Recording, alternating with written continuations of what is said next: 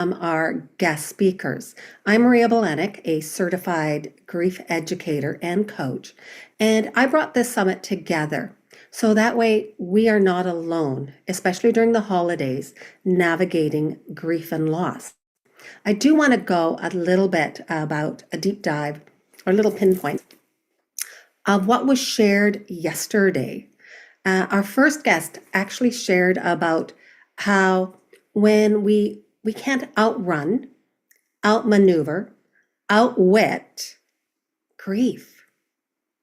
We are so focused on running away from our pain that if we turn around and lean into it, it actually gives us the freedom to acknowledge our thoughts and feelings. And the guilt starts disappearing. And this is one of those oxymorons or paradox that we don't see. As humans, we want to run away from pain. That is only natural. And I totally get it because I know I did that for many years after my son passed away. One of the other things that I thought was really poignant and so impactful was really the word impact. What's our intent may be when we're supporting a griever is not the impact that we make. That is powerful when we think about what our language is when we're wanting to support someone, especially when we start sentences with at least. Grievers, we dislike anything that starts with at least. And hey, I caught myself yesterday doing that too. Not to a griever, but to someone else who was explaining something. And I started with at least, and I stopped myself. As an educator, I know better. So it's about giving ourselves grace. And that's one of the other things is that when we put our foot in our mouth, acknowledge it. Say, hey, my apologies. I don't know what to say. I want to support you. How can I support you today? Isn't that powerful? That is something that we sometimes forget how to be authentic around someone because we're walking around on tiptoes or eggshells around grievers. And I know for myself and the people that were here yesterday, they will actually say, we want to be treated like a regular person, not like anyone who's different.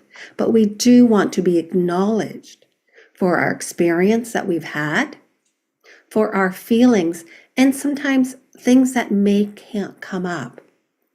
And that's one of the things that was brought up yesterday also, was about setting boundaries. And how do we set boundaries for ourselves that protect our well-being?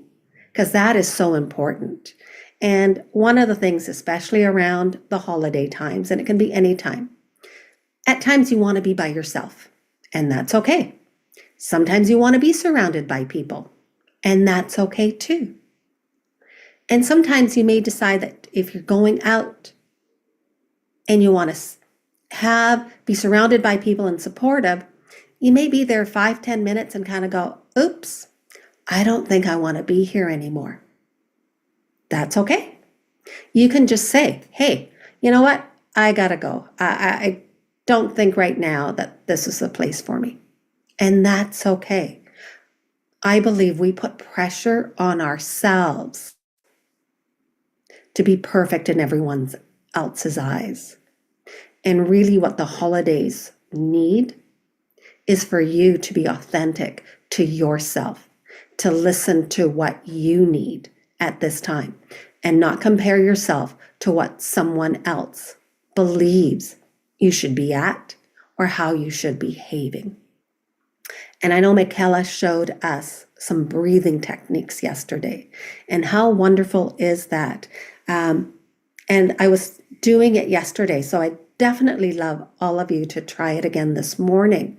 When we do the shoulders, we inhale, bring our shoulders up, and exhale and bring them down. And she had actually said, which is so true, and something that I just learned yesterday, that we hold pain in our lungs. And isn't it amazing that I actually say grief is carrying love and loss in the same breath? And all of a sudden, to have a holistic wellness say that it's our lungs that hold everything in, I thought, wow, that is so amazing. And so, what I'd like to start off with before our first guest comes is to let you know that our intention, our heart centered intention, is to come and meet you exactly where you are. Because there is no right or wrong way to do grief. There's no destination, there's no end line. And how you do grief is right for you. And we use the word witness, and witness actually means that we want to acknowledge you, acknowledge your person, your experience, your feelings, and your thoughts. And we want to validate what your experience has been. And so we use the word witness, that you need to be witnessed. And this isn't about giving advice or feedback or making anybody wrong. These are from our perspective. And our perspective is going to come from our own experiences. And I was thinking of that this morning when I had recently gone to Oxford to speak on grief and loss. And one of the things that I thought perspective was the money, the pounds. I'm Canadian, so huge sticker shock. When you're going out for coffee, I love my coffee, and you're going up to pay and it's £5.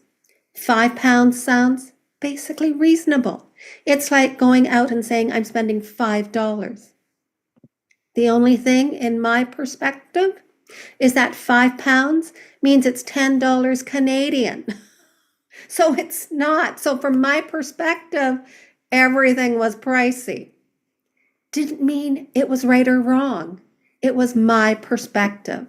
And it was my choice whether I spent the money or not. And in some ways, that's exactly what grief is.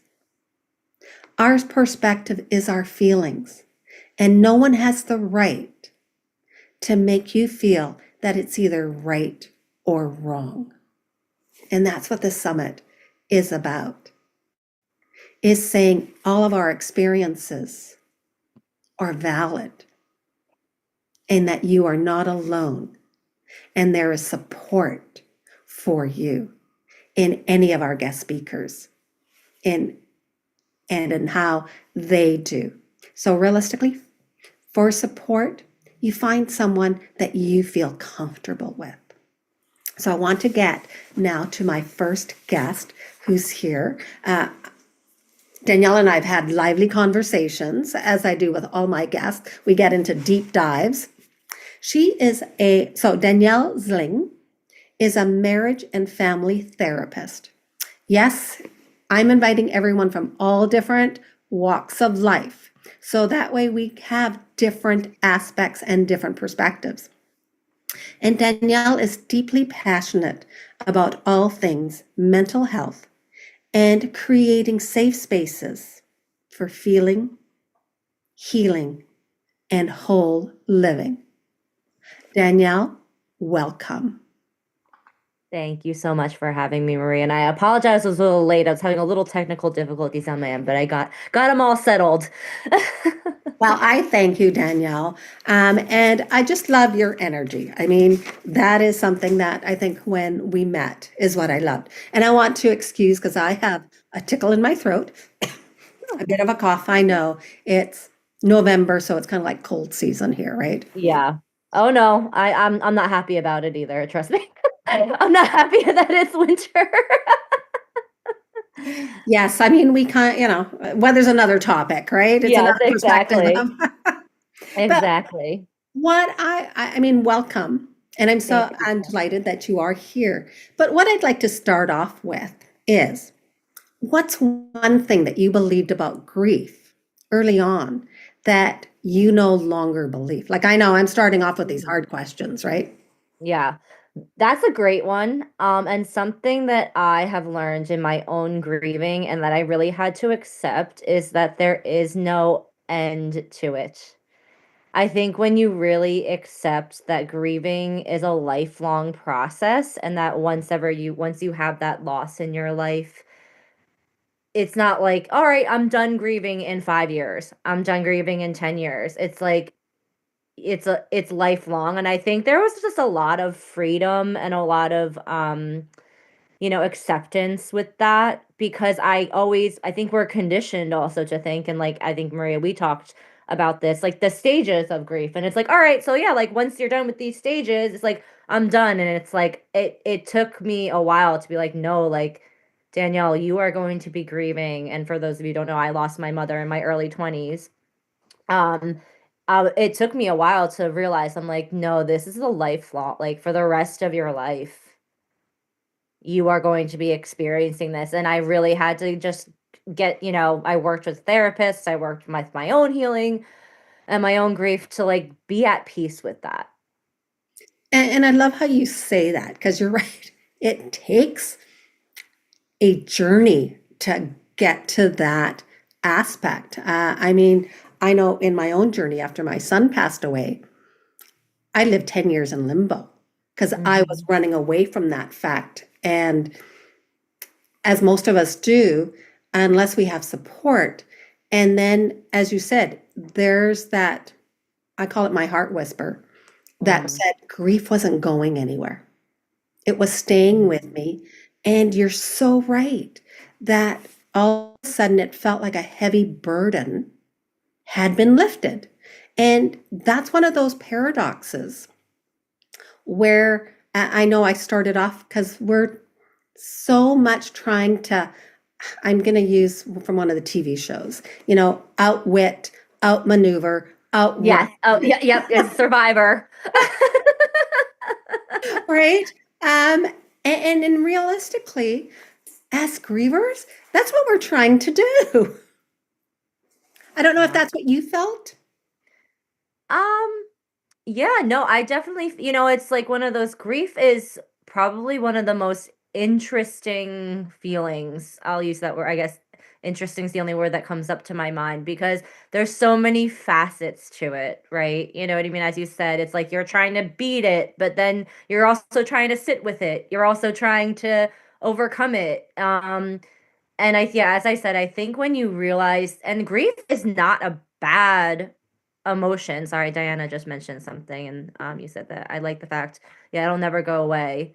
It does, yeah, and it's an evolution because and I do think, and I know this sounds very cliche, but there are cliches for a reason.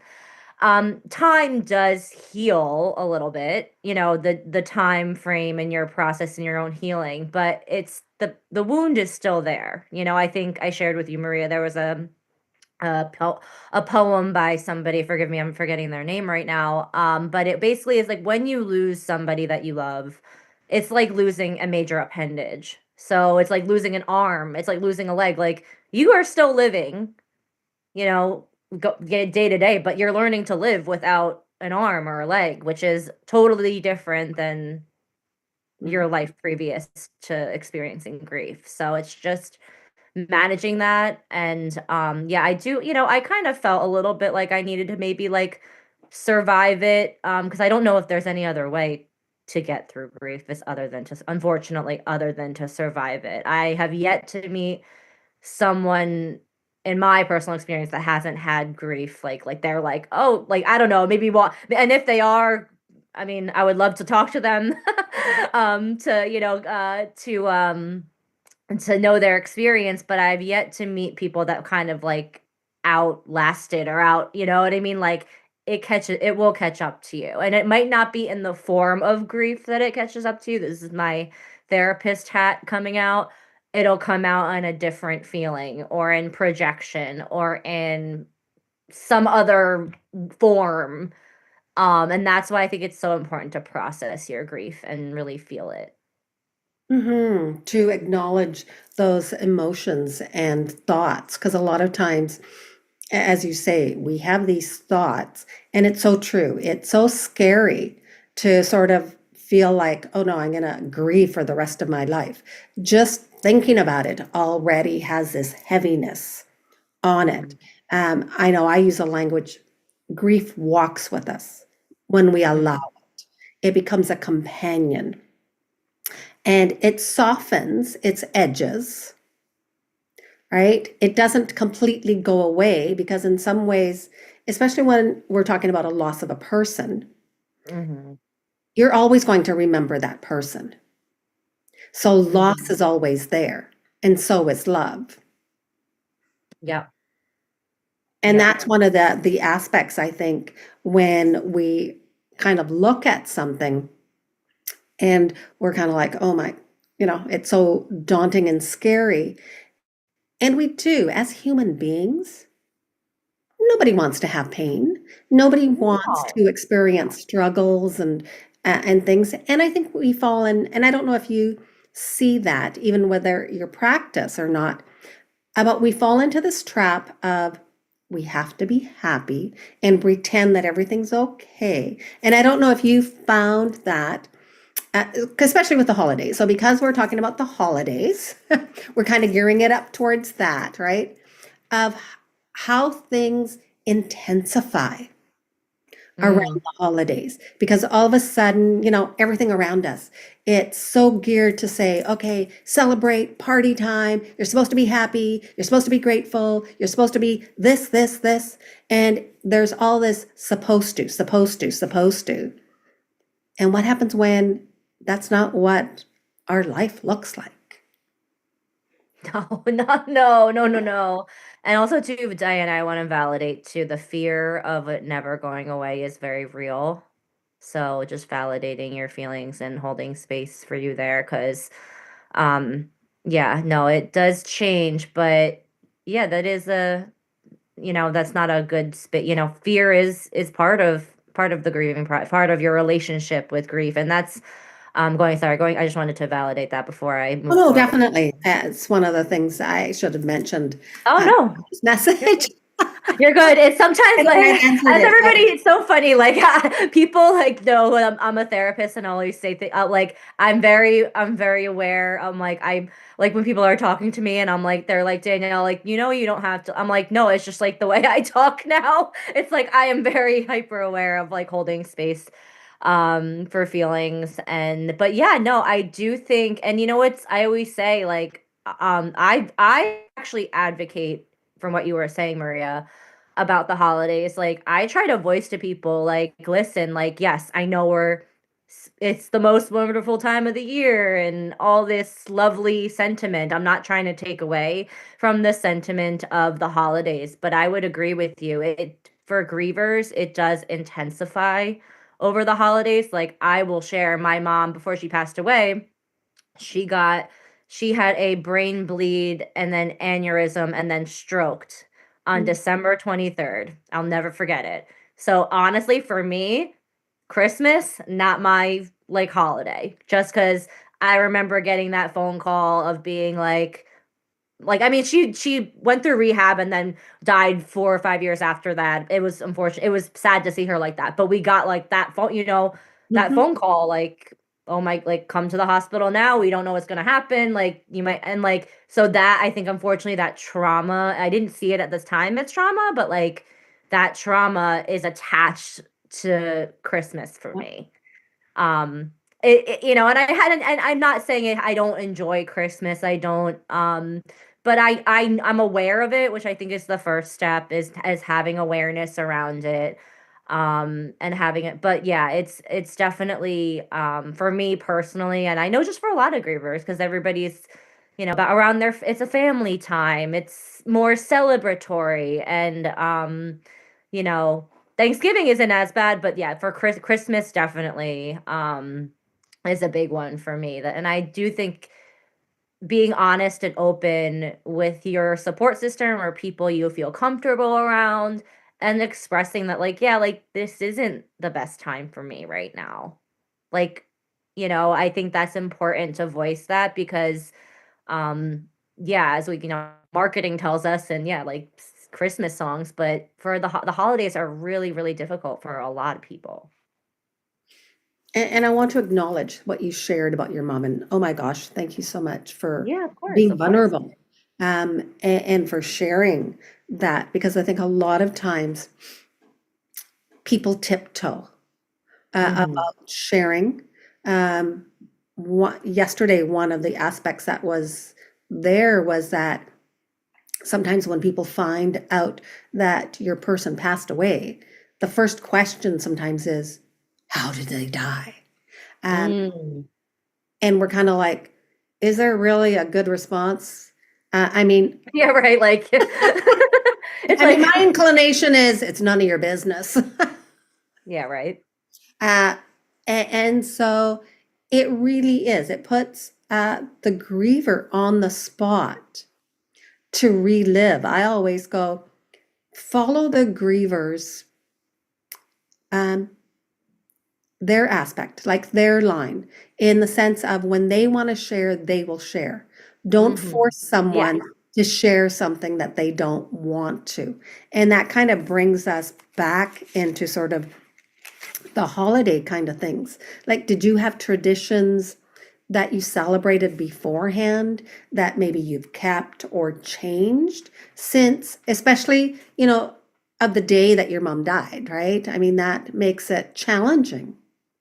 Yeah, there wasn't, so I will premise too, my mom didn't die around Christmas. She got sick. She got I mean, similar to you, Maria, I had a limbo period where my mom, I mean, she couldn't walk, she couldn't talk, she was in a wheelchair, she was in a home, for 4 years after that incident, because she had major brain damage. Um, that unfortunately, she was in rehab for a year, but I mean, they're at the point, you can't Mhm. do anything, Yeah. unfortunately. So she actually, unfortunately, she passed away in August, but that incident actually was probably more traumatic to me than her death, because that's when I was like, oh my gosh, that was the big, like, I lost the physical person that, and that's why I hold a lot of compassion towards people that have family members going through Alzheimer's and dementia, because I'm like, it's not the same, but I can imagine similarities because the person is still physically there, but they're not there. And I wouldn't say I had any like specific traditions or like we always celebrated Christmas and did, the normal things, putting up the tree, unwrapping gifts, but because I am also the only one, I'm one of two children, and I have a brother and then a dad. Because I am the woman, I, of course, in the years past, in the years since, have like assumed, like the cooking role so that was a big growing up moment for me. It was also a big shift I learned that like the experience of grief is not only just, of course, grieving the person that's lost, but it's an entire, and this is going to sound very marriage and family therapy of me, but it's true. There's an entire shift in your system. Your roles shift, your expectations, so like I will say, and I'll say to this day, I became a peer to my father very quickly because I took on a lot more responsibility. I'm also the oldest child. I'm the older child, so that's maybe my birth order has a little bit something to do with that. So, and my brother kind of is still seen as like, the baby, and we kind of still kind of take care of them, but I switched very quickly from being a child to my dad, or my a daughter, to being a peer, Mhm. which was an experience that it took time to go through. But yeah, and I will say my dad is great, and he's like always doesn't he never puts pressure on me to want to cook or do things, but I will say, like, I do, like, I cook, a Christmas Eve dinner, and then we do breakfast in the morning. But and in some years I do bigger than others, but like, that was kind of my mom's thing. She always just would do, actually, ironically, I'll share a funny story about my mom. She would actually always get takeout on Christmas Eve because she was cooking Christmas Day. So like we do that. So like we get takeout. So that's a great thing that she instilled in our family because she's like, I'm not cooking 2 days in a row. So you guys, we can get takeout on Christmas Eve. I love that. I mean, and Yeah. that And I is, still, yeah, do that. I love that tradition. Yeah. Yeah. It was like, Right? she's like, it's less work on me. Oh, definitely. I mean, I come from a culture who, for Christmas Eve, is basically you have to cook 13 dishes and it has to be seafood. Yeah. The Italian. Yep. Yeah, right? And so, but you did mention something that I think is really important and what a lot of people may be dealing with is that anticipatory. Okay, so I get tongue-tied over English. No, English wasn't my don't first worry. language. I did fail grade one twice, so it was a very hard grade. I never No, reached you're fourth good. grade. But the anticipation, I mean, when we know that something's happening, like as you said, someone is alive Mm, and yet they may not recognize us. They may not even be capable of speaking, right? Because sometimes people can recognize us, but because of their capacity, they're in a hospital and you may not know whether they do or not. And sometimes, as you said, people are dealing with parents who have dementia, who have mm, Alzheimer's, who maybe are dealing with an illness, and you're slowly watching them disintegrate in yeah. less words, right? Yeah. No, yeah, that was a big and yeah, my mom did recognize us. Like I would say she was able to, she knew who we were, but she was very nonverbal. I mean, she couldn't move, we had to, she was in a wheelchair. We had to feed her. Everything. So she had no mobility. But the one good thing is she did recognize us. So she had like expression. So if like, if we said something, we knew she was like there. And Mhm. that's maybe the blessing that my family had, that I know my brother in particular was really concerned when everything happened, like, oh, is mom going to remember us? And so we were blessed in that way. But yes, that is a big, you called it, in your experience, Maria, like your limbo period, because you're like, your one foot is in the grieving door and the other one is not, and it's like, how am I supposed to feel about this? Like, it's a very confusing time. And I too want to mention, like Diana mentioned on her chat, like on the chat, that I love the metaphor of colors that she used with grieving. Like sometimes they're dark and sometimes they're like, I love that metaphor. I'm gonna steal that. That was a good one. So good job there. I love a good metaphor, but yeah, there is a lot of like, yeah, like that anticipatory grief is very interesting to deal with, because like you're like, the person isn't totally gone, but they are gone and they can't do the things that they used to do. So for me, that was a very anxiety ridden time in my life. I think that emotion was pretty, because it was like you're walking on eggshells, because we knew, I'm similar to probably, like, there's gonna be, like with all of us, right? Like, I mean, not to be morbid, but we're all gonna leave this earth at some point. But when somebody is has a chronic illness or something's going on, it's more present in your psyche. Yeah, and when you're saying that, I'm kind of like, it is and it isn't. And I Mm. always go, it's not about denial, No. right? Because I remember talking to my son's oncologist. And so it's not about denial. I think sometimes I personally always go, I never want to take someone else's hope away. Mm-hmm. That's my personal belief. And so for me, even though I knew my son was dying, it still wasn't enough to have these conversations with him because he was 27. But it was Mm. also about saying, I don't want to take whatever time he has and focus on death. Yes. And Yeah. so when he did die, it was still, like, I mean, you expect it, but it's still a shock. Yeah. sort of aspect. And I don't know what else I can relate it to, so that way it's easier to understand of, because sometimes, I don't know, maybe of how like you're expecting something, but then even when it comes, so it might be like you're expecting a diagnosis, and even when you hear it, it's still a shock to the system. And I think that's what it is. A lot of Oh, times it's, and you mentioned the word anxiety, which is so true. A lot mhm. of times, I mean, especially when we're grieving, anxiety rises. Yeah. And sometimes Yes. it's because of the situation. Yeah. No, absolutely, absolutely. And I will say, for me personally, in my I this is how I know grief. I say grief is such an interesting emotion because I knew we knew when my mom like had that incident. Like she was in the hospital for 6 months in an induced coma, then in rehab for a year. So like this was a long like that's a long time. And then plus in a oh thanks, Diana.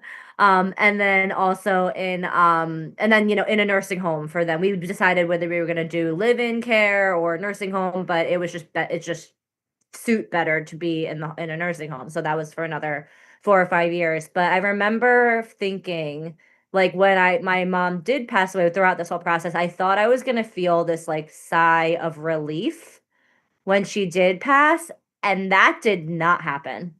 I will I fell into probably one of the worst depressions of my life after she passed away, and I was not like, that was not on my radar. It, like, totally, like, flipped the script 'cause I thought, I was like, "Oh my gosh, like, yes, you're gonna feel like you're not in limbo anymore. You can finally, like, release your anxiety," but also too, I learned from working with mental health professionals that my anxiety was so heightened for such a long time that that's what and then the grief and that triggered they were like, it's only natural that you would have probably have gone through that, like we're like because of the situation.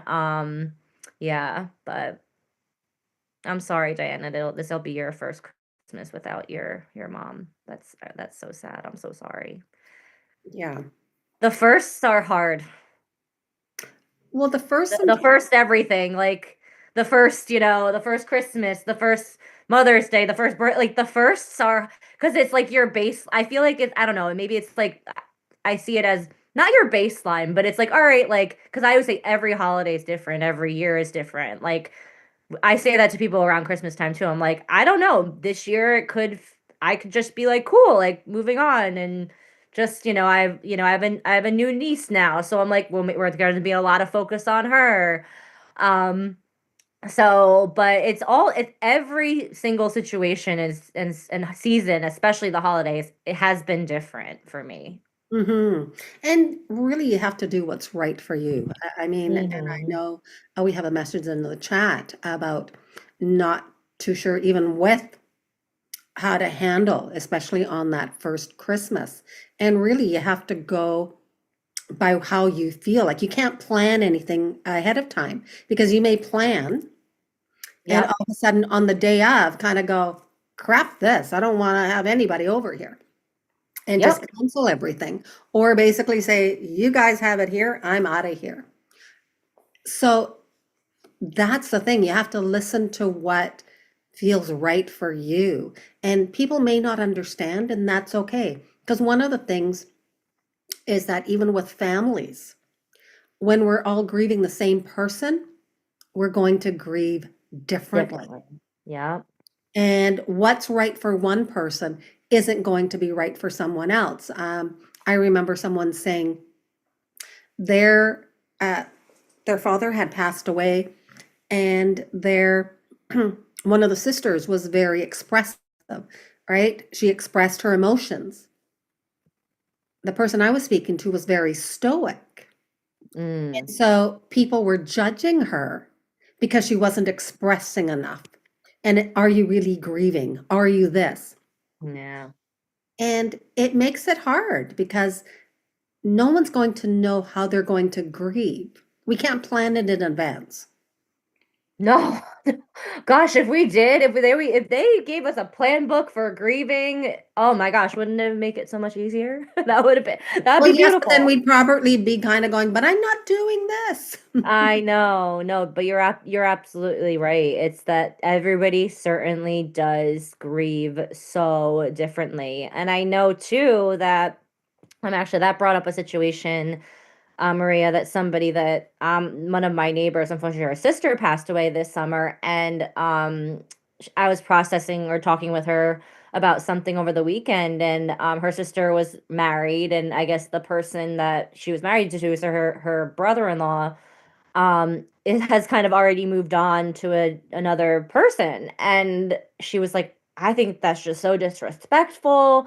And I was just like, I kind of was just like, listen, like, I don't really know the situation. I don't, so I don't know how he feels, but like, maybe that's how he's grieving, by trying to form another connection, and you know what I mean? Like, trying to, that's his process, like, and I didn't tell her not to judge, I wouldn't say that, but I was just like, maybe that's what that's how he's working through this.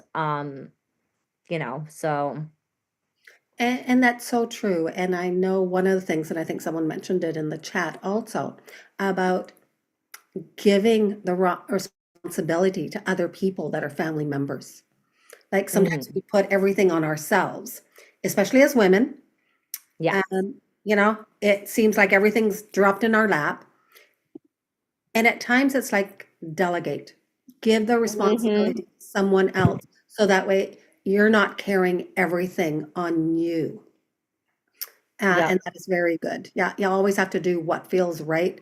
And we can only plan minute to minute. I mean, that's why I always go, we're basically, grief teaches us to be in the present. And I don't really like the word teaches or learn when I'm using grief.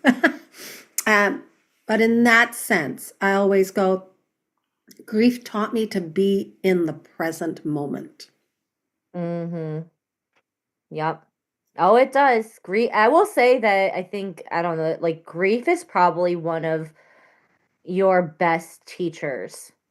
In my experience, in my humble experience, I feel like grief and pain, while they're not enjoyable feelings, that they've taught me the biggest lessons in my life. Mm. Yeah. And just to frame it in a different way, I always go, grief takes away the layers of Mm. what we don't need. It actually brings us to what our priority is and what really matters. That's one of the things that I noticed that shifted, is that some of the things that I thought were important beforehand, I'd look at them and I'd go, wow, that is so petty. That was in my opinion, right? I mean, Mhm. we all have Mhm. different things of what is important to us, but it really showed me, what do I really value? What's important to Yes. me? Yes, absolutely, absolutely. Yeah. Because and that's similar with, like, not just grief, but anything in life, is that when something triggers you or something makes you react in a certain way, I always say, look in and see, all right, what's that wound coming from, and what's that, because I will say, and I'll share with the group too, and Marie, I don't know if I think I shared this with you, but if it's the first time you're hearing it, that's cool too. I'm also adopted. So when I lost my adopted mother, I think my body and my brain and it processed it so much deeper, because I had a therapist tell me this. They were like, Danielle, like, you've lost two moms in your life. And I'm like, what are you talking about? Like, and she was like, no, when you were like, of course that wasn't a loss from death, but she's like, when you were firstborn, you were taken from your birth mother, and so you lost a mom. And I was like, I never like thought of it like that. I was like, wow. I was like, you're right. I was like, they're like, so like, they're like, no wonder you're having a very, very intense trauma response to this, because especially when you're at that young age, your wounding at that young age is very real, and it carries on with you throughout your adult life, as much, if we don't, as much as we don't want it to, it does. Well, Daniela, thank you so much for sharing that. because Yeah, of it course. really showcases how loss has so many levels. And a Mhm. lot of times we don't see those levels. And you know what? That is definitely another conversation to have of the different types of losses and how they affect our lives. Thank you. Now I know what I'm going to do for my next summit in the spring. Yes, I would be happy to join that one too. Yeah, I think that's another deep dive into into the different types of losses and how they affect us. Um, I'm so glad that you came here, and I loved having this conversation with you. I mean, uh, Thank you so so much. I'd love you to share either a tip or some parting words Oh boy. For for the audience that are okay, listening. so this is my tip for everybody because I am a big be compassionate towards yourselves, be kind to yourselves, love yourselves. So when you're, because I and trust me, you talk to yourself more than you talk to probably anybody else. Like I know the things that I say to myself some days, I'm like, oh man, Danielle, like be easy on yourself. But my big tip for people, especially people that are grieving, just say like, I'm experiencing grief. I feel sad. Not I am like, I mean, and I know, Maria, you say like grievers, which is of course a beautiful, we all are grievers, but if you tie it to your identity, it becomes more powerful. So if you use statements like I'm feeling sad right now, or I'm feeling like I really miss my mom right now, or I'm experiencing grief, the shift in your mind is very powerful versus like I am grieving right now. In my experience, you tend to stay with the feeling longer when you, and I'm not saying don't process your feelings. Definitely process them, but I do that switching it on another kind of feeling. I never say anymore that like I have anxiety because it like I've switched it to I'm experiencing anxiety because I'm not tying it to my identity. So I grief is a part of us, they will always be a part of us. I'm a big parts girl. But it is not who you are. It is not your core self. So I want everybody to know that too. Like you're not broken, you're whole as you are, but unfortunately, grief is a part of life and it does, yes, become part of you, but it's not who you are and you should not have to carry that. Thank you so much, Danielle. Of It's been course. a Thank pleasure you. having you on. Likewise. I Thank you. Yeah, appreciate that. Thank you. of course. So right now, I'm going to introduce my next guest, who is Terry. And Terry, I'm probably going to get your last name incorrectly. The T is silent. Lagares. It's Tagaris. okay. Be Perfect. silent, yes. Well, and Terry's also a certified grief educator. We've both been certified by the same person, David Kessler, the world-renowned David Kessler, who is a grief and trauma specialist. And Terry, you focus on different specific. I know I focus on the loss of a child, especially an adult child. And you focus on navigating grieving over the loss of a close friend. And I thank you so much for that because I think sometimes people don't realize that grieving a close friend is just as much as a family member, and sometimes maybe even more so. Yes. So just a quick little hey, first, Maria, thank you for having me on. I love this forum, and you have been tremendous. Maria and have taken two other classes together and still in one, and your insight is fabulous. And it's a great class and a great group, and I appreciate what I've learned from you. Marianne was my best friend, closest friend, my soul sister, my chosen sister person for 40 years. We met on the first day of law school and never looked back. We navigated at the time boyfriends, and then we, both got married and were in each other's weddings, and we had kids at the same time, and we raised our kids together. We got divorced around the same time. We became, single parents, and I think our kids joke that they have two moms. About almost 2.5 years ago now, picture of health, everything great, everything perfect. She got a diagnosis and she died 6 weeks later. So it was very fast. You can't prepare for these things, as we all know. But it was devastating. I felt like I lost my person. I mean, she was my go-to. I would call her. She knew all my deep, dark secrets, and I could tell her anything, and it's sort of vice versa. So this will be our third Christmas and holiday without Marianne.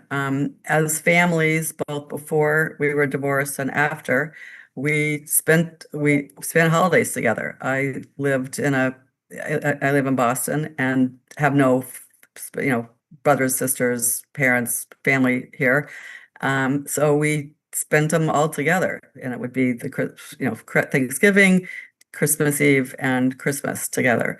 And I obviously miss her every day, but during the holidays, we don't do that anymore. I am very, very lucky that I'm very close to her 2 kids, and her partner. So we have now started doing what we've started doing the last couple of years is before she died, her son had a son, Leo, and his 4th birthday is coming up. So we get together and celebrate Leo's birthday each year in December and sort of do it as a family holiday party. And it's great because we are all together, and we can tell stories and we can talk about Marianne, and we can remember some of the old things we used to do. We tell stories. So for me, it's being able to talk about her, because as Maria said, people look at you, your grief is very different to people because it wasn't a specific family member by blood or a romantic partner. So after 3 weeks, 6 weeks, 1 year, they're like, oh, you have other friends, kind of thing. And it's not the case. And there aren't as many resources, I think, for us. Very hard to find a grief group that specifically focuses on that. And I did all this research to see how I could help myself and to start to heal or just process what I was going through. And there weren't places for that. So that's why I sort of got into this field, and I'm just now starting to sort of launch this particular idea. So, I'd like to help people who had no place to go, or no one to talk to, or no one who understood exactly what they were going through. And that is so important, Terry, because as you say, a lot of times, with grief, any type of grief, after a while, it becomes sort of brushed under the carpet, so to say. People kind of brush it off like, oh, are you still there? Are you still stuck? And it doesn't matter whether it is a loved partner or a child or parents.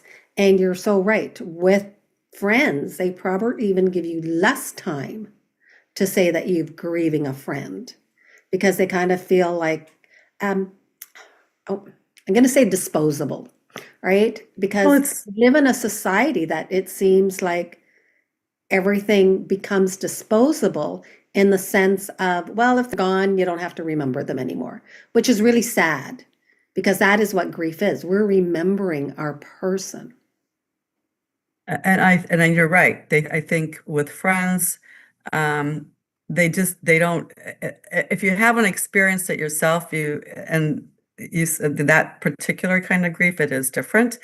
I've lost my parents. I've divorced. There's so many kinds of loss.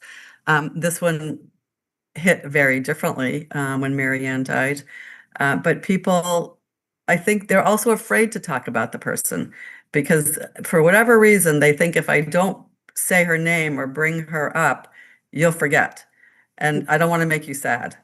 And I'm like, well, there's always a sadness. I mean, we don't, as Danielle was saying, it doesn't define me, but it is always there. I'm always thinking about her.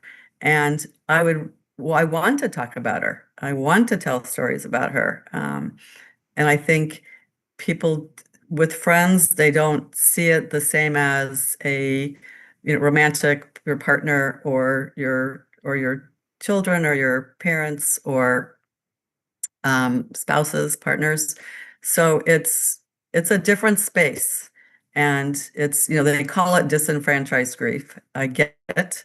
And so I think it's partly also up to me to say, like, well, when we have these get-togethers, we go, go around the table and we tell a story about Mary Ann, or we say, given what's going on today in the world or the country, or, what would Mary Ann say? What would Mary Ann do? And we keep her with us that way, but you don't always have that opportunity. You're not just going to sit down at dinner with other people and say, so let me tell you about Mary Ann. And they're not necessarily going to ask because they're afraid to, or they don't think about it, which is not a judgment. It's not top of their mind. And I understand that. So let me ask you, because sometimes, and I'm sure when you're beforehand, when you were with Marianne, there were other social friends that you probably had also together, right? So one of the things, especially with the holidays coming, do they still sort of say, let's get together? And do they do anything that says, let's honor her in some way or make a tradition? Because you might have belonged to a group or something, right? So it's interesting. There were three of us in law school who were very close friends: Mary Ann, Katie, myself. Katie passed away 20 years ago, and then Mary Ann passed. And so, and then we actually did happen, Mary Ann and I, to work together. It's sort of like as we had kids and as we left that firm and moved on to different things, we sort of floated apart. So Mary Ann and I stayed best of friends. And we kind of we stayed, our friends became, our kids became friends. So our worlds changed. So it was really her family and my family, and even her extended family.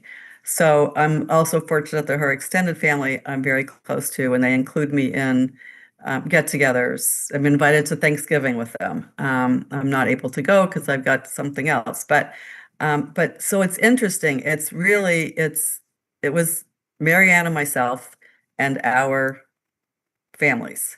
And so there aren't those opportunities because we didn't keep in touch with everybody from law school or everybody we worked for. And it's sort of the,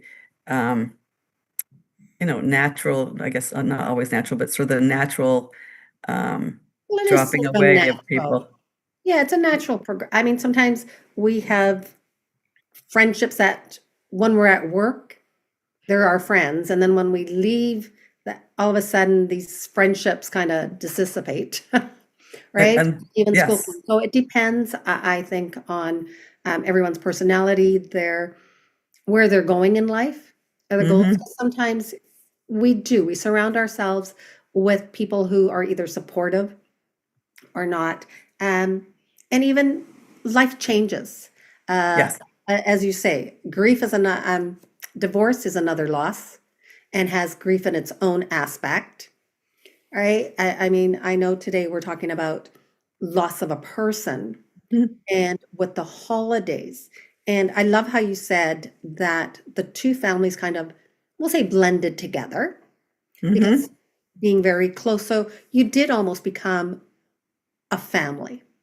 Yes. It's like this close friendship that, you're right, is very rare. And not all of us are fortunate enough to even have that experience.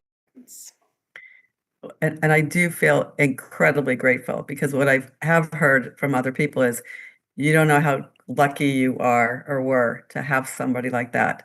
And that absolutely, yes, that is absolutely true. And that I now have her kids are still close to my kids.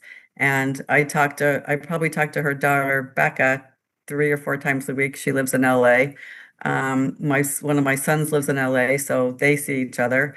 I keep in touch with her son, Connor, and Leo, her grandson. That's brings up other things. Like I look at Leo and I'm like, Marianne should be here and she should be enjoying this little person who is growing up. And, Marianne died before right after Leo's first birthday. So but I am incredibly fortunate to still have her family close to me. And I still feel like they're my family. I mean, her kids call me Mama T, or their backup mom. And I think my kids and them, they think they're brothers and sisters. So that is an incredible gift to me. And it's an incredible gift where you actually have people that want to speak her name, to share stories. Because a lot of times in grief, we may have other friends that, as you say, don't want to mention anyone's name, either because they're uncomfortable with the emotions and the feelings that is going to come up, and walk on tiptoes. But one of the things, and I know this is still like a raw period in some ways, what's something that catches you off guard during the holidays that maybe you didn't ever expect? I think it's sort of two things, and they're not necessarily exactly completely responsive, but just the things we used to do together around the holidays. Some of those things, I don't want to do them anymore. And her daughter, Becca, last year, we all did actually Christmas Eve together. And Becca, her daughter, was actually living out here in Boston at the time. And she said, I'm not going. And I was like, okay, that absolutely is your choice. But I was like, oh, but won't it feel, to myself, won't it feel better if we're all together? You're just going to stay home all by yourself. So I was like, but I got it. I said, I almost said, well, I kind of want to do that too, but I didn't feel like I could do that. But the other thing that I think what really gets me, and it's more so around the holidays, but also when I'm with her kids and with her family, is what she's missing. And I just feel like the guilt of I'm sitting here reading a story to Leo, your grandson, and this is where you should be, and this is what you should be doing. And then seeing Connor, her son, who was the father of Leo, I can just I just see, he's still deep, deep, deep in the grief, and having trouble sort of day to day. And Becca, his sister's sort of in a different place. And as we said, when there's no timeline, we always do things so differently, and especially with grief. But it's a sort of this deep sadness and some guilt over I get to enjoy your children and see them growing up and seeing who they're becoming, and what they're doing and what they're achieving and what they're going through. And when I talk to them, or when Becca will call and say this happened, that happened, either good or bad, and I'm like, am I giving the right advice? Am I holding the right space? This should be Mare, so it catches, it's the guilt piece and I want to be here for Becca and Connor. I really want to show up for them. But I think I do show up, but is it good enough? Because I'm not their mom. And Marianne was a rock, and she was there for them, and she raised them alone, and she was Mama Bear. So it's just it's hard to wrap, just sort of let go of, okay, we have to, it's the staying present. We're all doing what we think is right, and we're holding space. And we do say, and I do say to Becca or Connor, well, what would Mare do? What would she say? And a lot of time it's she would say, oh, for God's sake, that doesn't matter, or just forget about that. But one of the things she always said, and she even said it the day before she passed, we need to have some fun. So when I'm talking to the kids and it's just like, oh, this is just lousy, and we need to have some fun. In fact, drove Becca cross country back to LA. She and her dog and myself took a week, 10 days to drive back to LA. And there was one day, there's been some bumps in the road just in terms of car trouble and where we are and whatever, but nothing bad. We had a blast. But one day we're having dinner and she looked at me and she said, we need to have some fun. And so we literally, the next day we drove to these hot springs and just took the day off. But that would be a Mare thing. And that's so that, I love that story because that's Marianne. But again, it would be Marianne in that car driving with Becca. So and that's a very long answer to your No, very and succinct question. I'm glad that you shared. I mean, you shared parts of Marianne with us, and I thank you for that. So, and thank you for right? listening to my, yes. We don't know her, but we got to know her through you. And I love that. I thank you for listening to me and feeling like you know a tiny piece of her, because it's important. It is. And you made a good mention about the guilt, which I know someone else had also mentioned also in regards about it's almost like a survivor's guilt. Whether it's a friend, whether it's our child, if it's our partner, we have this guilt of surviving. Like it's almost like we'd want to trade places with that person. And it's not, I'm not going to say unnatural, like it's natural to feel that way. However, sometimes we make it larger than what it is. And I'm glad that you brought that up because I think a lot of people may be feeling that and don't vocalize it. One of the things that I've learned is that to release anything, we have to vocalize it first and acknowledge it. So true. Because, so true. Right? And that's part of the whole journey of grief is, and that's one of the reasons for this summit, is to vocalize aspects that many of us hold silent. Absolutely. And I think part of it is maybe no one wants to hear this, or you're afraid to say it because you don't want them to feel badly, right? We're always like, well, if I say, like Danielle was saying, I'm experiencing this today, or I'm feeling this today. It's like, well, I don't want everyone else. I don't want to be the Debbie Downer in the room, right? But they're real feelings, and I think, like you were saying, it's easier to process for me those feelings if I say them out loud. And sometimes you just need to say it to one person. So absolutely. And I think guilt is one of those things.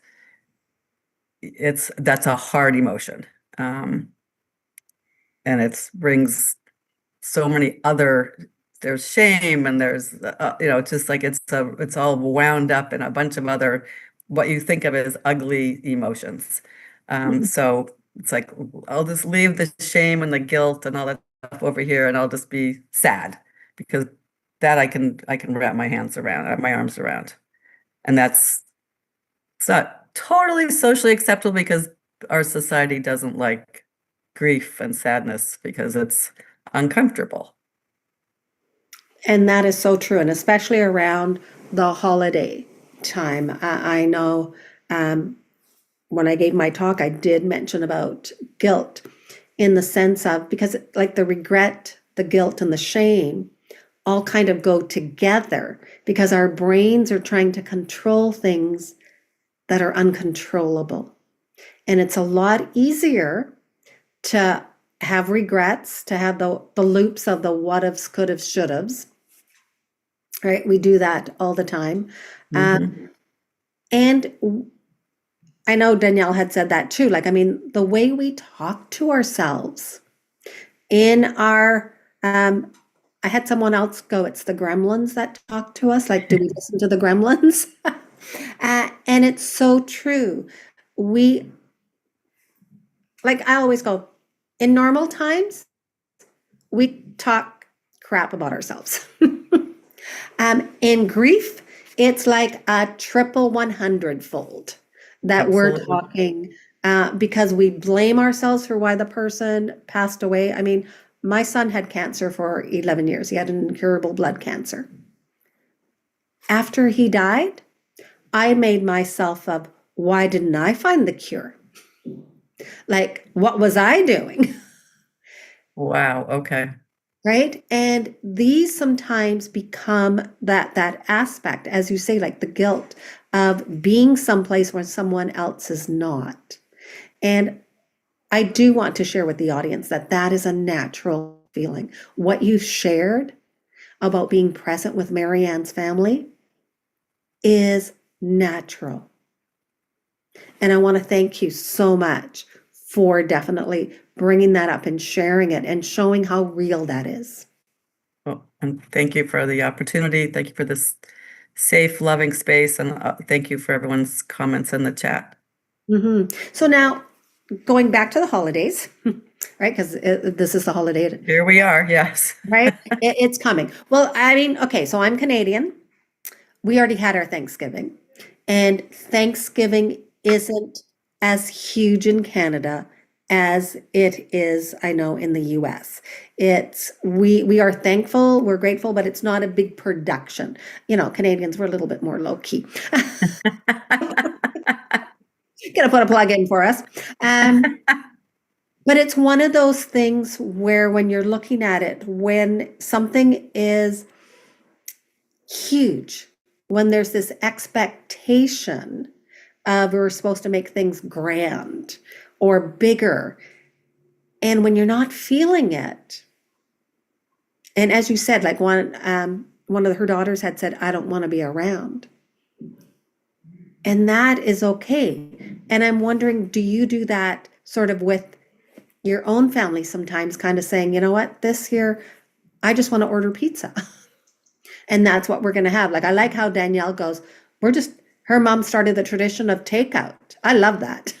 Love it. I love that. So I do a crazy thing at Thanksgiving, which I call it the dysfunctional family Thanksgiving. So I go to my former husband's house, which is in Texas, not even here. All the kids go, the grandkids go, and it's, let's have fun. We're all together. And this is probably the only time this particular group, I mean, my ex-husband and I are in the same place at the same time with all the kids. So it's, let's make this fun. And this year I'm like, oh, I can't believe I said I'd go, or I can't believe we're going. And, my youngest will say, oh, is it going to be okay? Or is there going to be, because there's always something. And we're there for 3 days in the same house. And most people think we're crazy. Some people think, oh, that's so lovely. And some people think you are crazy. And depending on the year or the moment of that particular Thanksgiving, all those things are true. But I do, and this is for different reasons, but I'm like, why? No, and no one likes turkey. And then we've got a couple vegans in the house. So it's like, so let's get together and make this big old turkey that no one wants to eat. And so I actually told my former husband's like, we should have this and this. I'm like, that is enough to feed, the entire neighborhood. And no one eats. Everyone just kind of picks and you eat like a few little bites. So I did finally say, these are the three things we're going to have, and we're going to order dessert, and it's going to be great. And I think the kids will appreciate it because it's also less chaos. Mm. And who needs a burner? And my ex-husband's like, I can't believe you're using that burner. I need that burner. It's like, this is so not fun. But what I do think of it is when I laugh every year saying when Marianne says we should have some fun, I'm like, this is the opposite of fun.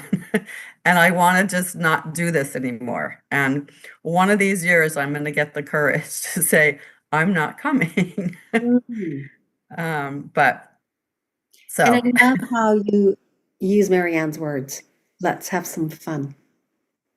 Right? it makes me feel better, and it makes me feel like I have a little more control, even though I don't. But I Mhm. could, with the grandkids, I can say, okay, we're gonna go outside. We're gonna do something. And for them, whatever you decide to do is kind of fun. So, but yes, yeah, and that keeps her, it's sort of, you've always said grief and happiness, or grief and joy are in the same breath. And I love your saying, because it's so perfect and so spot on. And I like to think about, holding the grief and making some space for joy, even in these times where you're like, I just want to stay at home. I just want to doom scroll, whatever it is you want to do.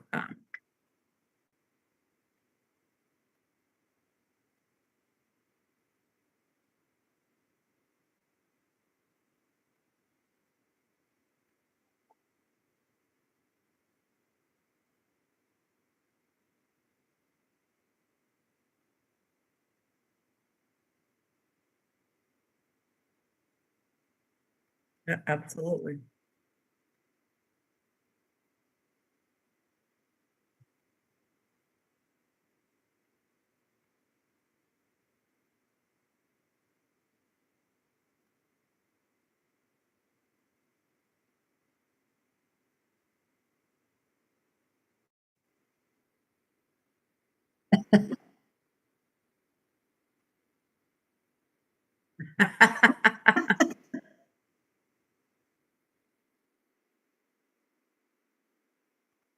Well, thank you, Zach. Zach is the tech person behind this, and so I thank him for that. And he's watches because we're on the live. People do ask questions, so he pops in and says. But Terry, I thank you so much for being here and saying yes to being my guest and to sharing your story and that of Marianne's, and for being vulnerable. I thank you so much and Thank you. appreciate you. Thank you. And it was my honor and privilege to be here with all of you. And thank you for the opportunity. And happy past Canadian Thanksgiving. Yay, you're done. And we're done.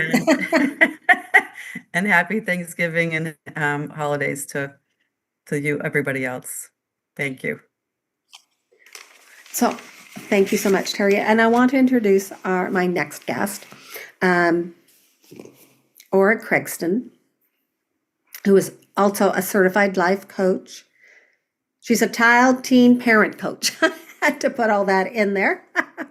Grief and end of life coach and certified grief coach. So she has a lot of experience in many fields. And she guides adults in the complexity of the anticipatory grief, in particular in the transitional life moments, which especially I think when people have older parents, or even when they're dealing with someone who has an illness, it's really hard for the rest of the family to watch someone slowly fade away. Aura, I want to welcome you on the Navigating Love and Loss during the holidays, and how it reframes the holidays when someone has someone who is either ill, and I guess to mention Alzheimer's, sometimes we don't see it as an illness, but it is an illness. Thank you so much, Maria. First of all, thank you so much for inviting me. And thank you to everybody, Danielle and Terry, for your heartfelt sharing and your wisdom and vulnerability, and just sending you both so much love, and to you too, Maria. It's such a hard time of year. And yes, in the anticipatory grief realm, which you mentioned, Danielle was talking about it with her mom as well. And then Terry also, because Marianne was sick. You had the 6 weeks and it was short-lived, but nonetheless, the anticipation of that. And it is a really tough thing because you're straddling the anticipation of losing somebody, and losing somebody maybe bit by bit, and then also trying to hang on to, you haven't lost them yet, right? So you want to be in the moment. And I'll just step back for a second to say that I lost my dad in 2019. He had Alzheimer's for 17 years. So literally just losing him continuously, bit by bit, just watching the disease just ravage the essence of who he was and really chip away at him. So with every loss, with every recognition of, oh my gosh, now dad can't do this, or now he can't remember us, or he can't remember me, or he can't recognize my kids, with every piece of that came a new loss, a new grieving, and a new readjustment, and a new normal. And then I used to tell people what we had, especially the last few years, was this very moment. It was like we had this split second.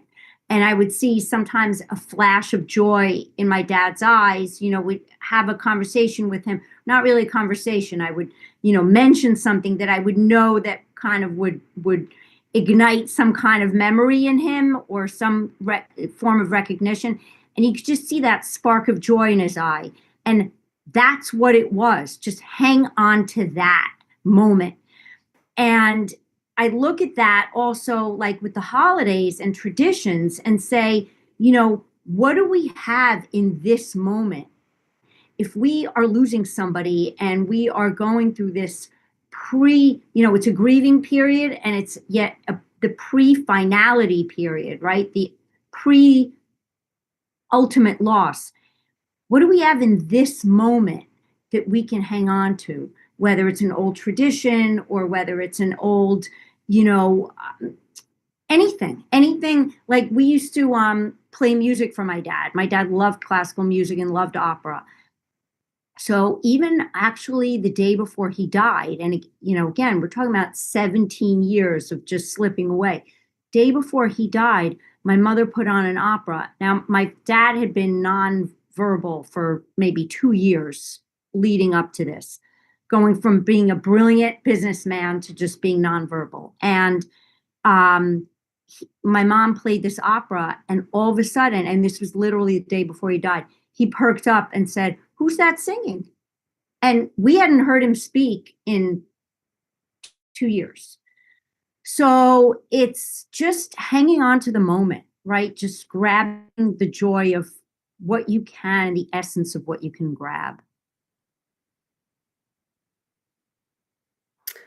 And that is, and I thank you so much for sharing, because that's a lot to deal with for most people. And most people don't realize how life shifts when you're right. Because I think that's another area where we're illiterate or ignorant, as to say something else, because we don't really know a lot of how to even speak to someone whose parents are in a home because they have dementia or Alzheimer's. And even for the family, there's losses, as you said, all the time. And during the year, it probably hurts just as much. And I don't know, over the holidays, does it intensify? Because all of a sudden you're remembering of what was and now is no longer, right? Because that is definitely more right in your face in the sense of, as you said, because they're alive. I mean, when they passed away, we know that they passed away. We wish that they were back and things like that. But when the person is still there physically,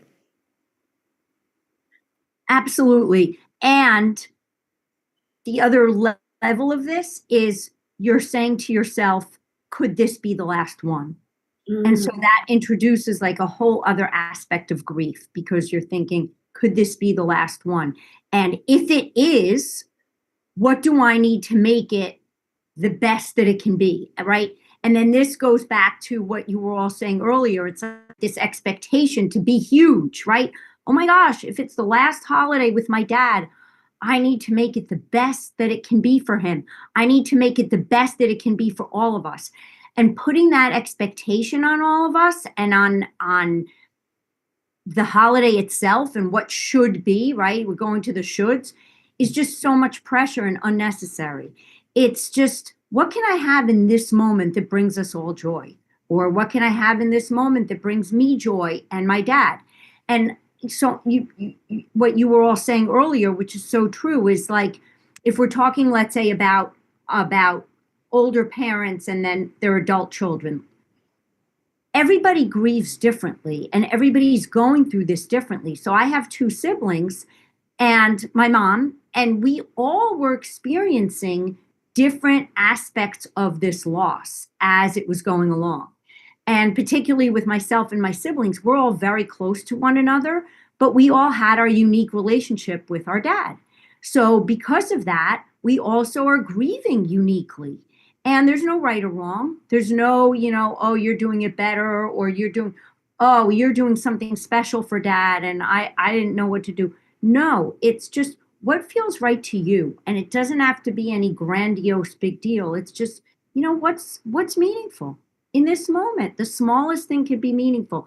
I remember my dad was a huge sun worshiper. So like to me, the biggest thing was taking him outside in his wheelchair in the sun and just sitting with him and holding his hand. Not grandiose, just something that I knew that he would physically feel really great because the sun was just loved the sun. And so just sitting there holding his hand in the sun was everything. And so, taking away that level of expectation, as you said, Maria, and that pressure of having to do something really big. And I think alleviate some of that, like, oh my gosh, could this be the last holiday? And if it is, it needs to be the biggest, the best, the most memorable, the most meaningful, and just having that level of pressure already compromises the whole thing, right? Takes away really from the joy of it. Just strip it down, make it simple. What's really meaningful at this moment? And I love how you say that, because in some ways, when we're out to make something grandiose, almost like with the expectation, like, oh, this is the last one, so we better, sometimes falls flat on its face, more so than, as you said, bring in the simple pleasure, the simple joys of what is meaningful. I love that. All right. Now, I know you had said he passed away. So is there traditions that because I know it's a little different in the sense of, but in some ways, grief, you know what they say, loss is universal, grief is personal. Or maybe I've said it. But one of the things too is that as the shifts change, it's still, I guess I'm trying to figure out how to say it nicely. So when he died, it actually shifted something even more so, I believe. Yes, absolutely. So actually, admittedly, when he died, and this is, again, me, right? My brother and my sister had their own experiences. For me, when he died, I was actually so relieved because he had been so compromised for so many years. And knowing my dad, I know, and having been the oldest also of the three of us, there is no way that he would have wanted to live that way. I mean, there was just no way. So when he initially died, I wasn't really grieving because I had been grieving all along, when he couldn't share events about my children, life moments that I had children first. So, my kids are the oldest grandchildren. And those moments were my grief, that he couldn't share in those moments, that he didn't recognize my kids anymore and so forth. So when he died, I was relieved that he was just not suffering anymore. And I forgot your question now. Sorry. Well, it's basically like how traditions have, I Oh, mean, yes, right, slowly started changing. right. Right? Through Yes, through and when he 70 finally years, died, and then, right. yeah.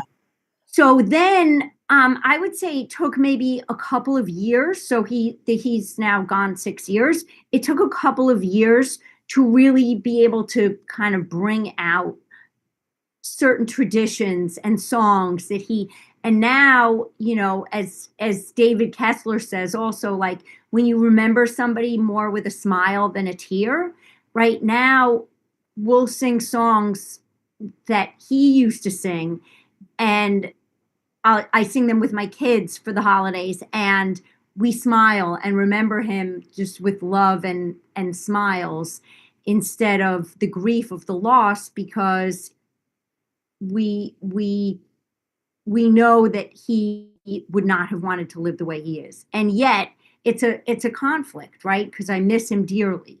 And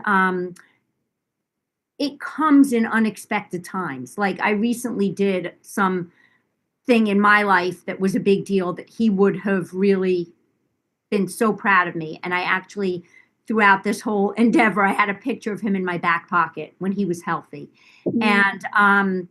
And it was a physical challenge. And so when I was done, I took his picture out and I was like, Dad watched over me. And that was I grieved at that moment more than maybe I had in 6 years since I lost him, because suddenly the fact that he was missing and yet with me, and yet I felt like he watched over me, like all these emotions were just coming at the same place and the same time. And I just said, I really miss you, Dad. I wish you were here in person, not just in a picture in my back pocket. So, it's hard. It's so, there's just so many layers to it. And there is, and I'm so glad that you shared it, and I'm so glad that you were vulnerable enough, because I think a lot of times when you said the word, I was relieved that he passed away because it ended his pain. I believe there are some people, when they have family members or close friends who are there's that conflict where you want their pain to end, but you still want the person to be around. I know for me, I mean, I was kind of like that with my son, right? Because he had an incurable leukemia for 11 years. And so, yes, you want the suffering because you watch them suffer and you want that to end, but you still want their presence. And it's a conflict that sometimes, I don't know if it heightens the guilt and the regrets, right? I shared with Terry, my guilt was, why didn't I find the cure? Right.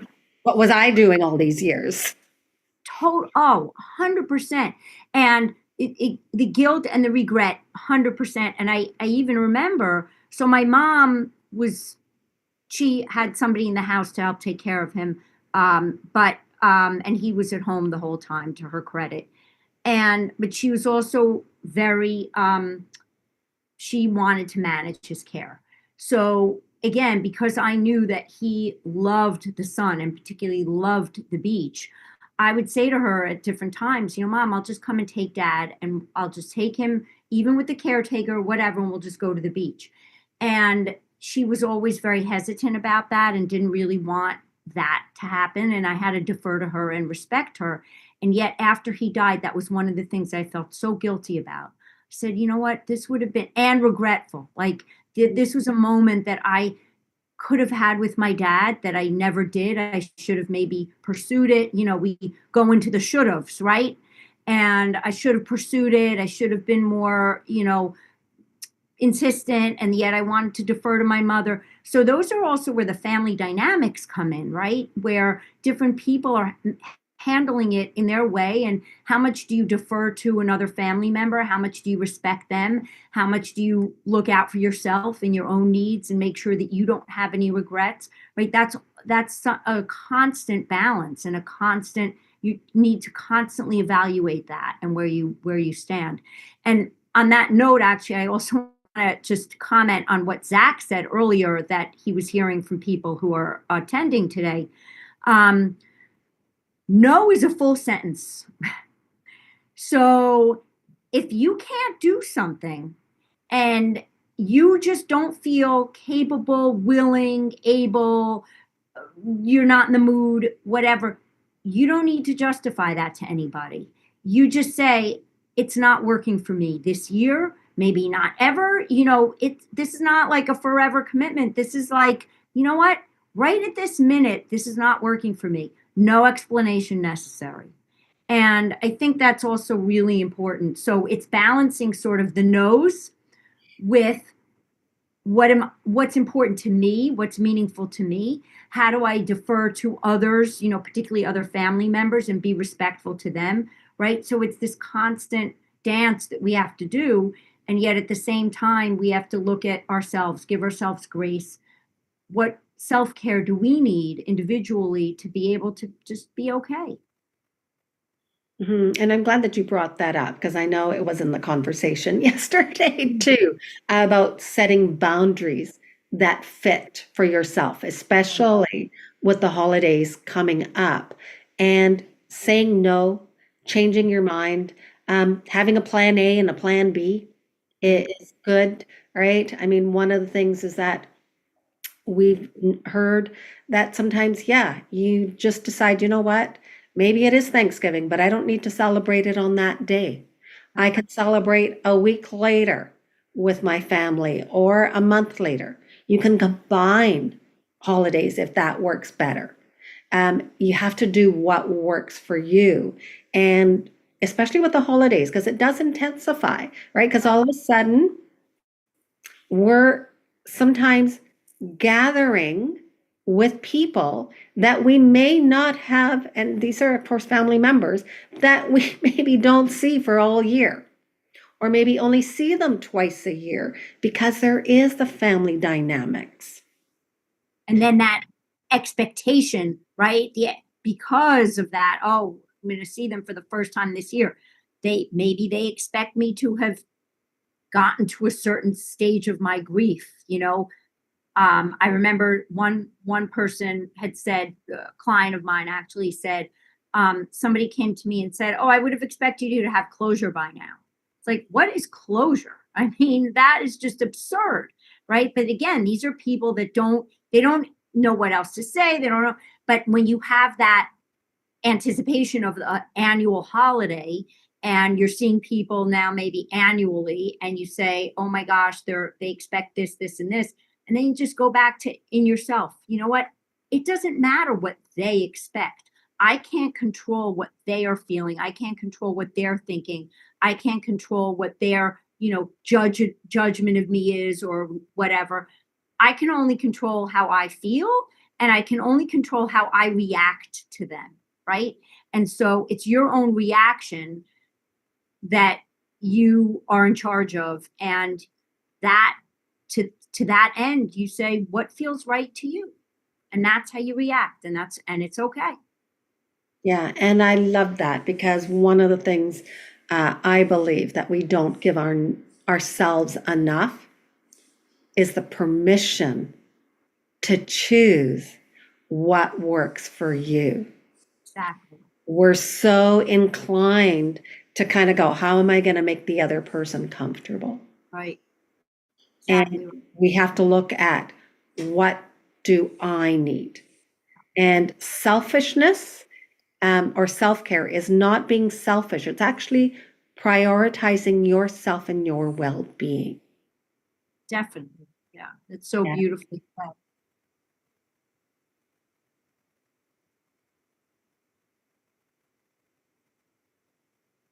Right.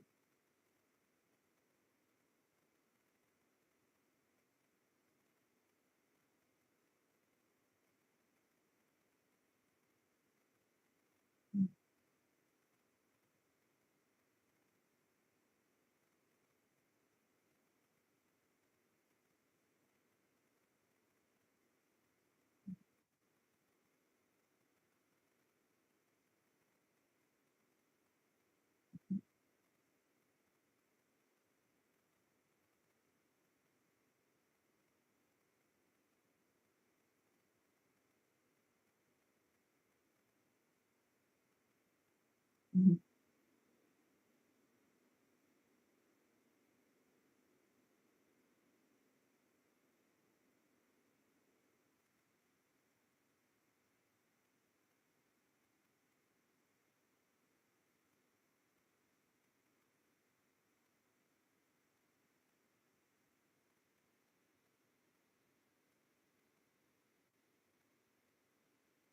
Yeah, so that's such a great question, Zach. So, first, it's really important to be honest with kids in a way that they are developmentally ready to hear, right? So, it depends on their age. Obviously, a very young child, you're not going to be having the same dialogue with them as you're having with a teen. That said, it's really important to be honest because what happens is if we as adults are dishonest, either we fabricate something or we, just kind of ignore it and pretend that everything is okay. Kids are very savvy and they pick up on our cues and they pick up on what's going on.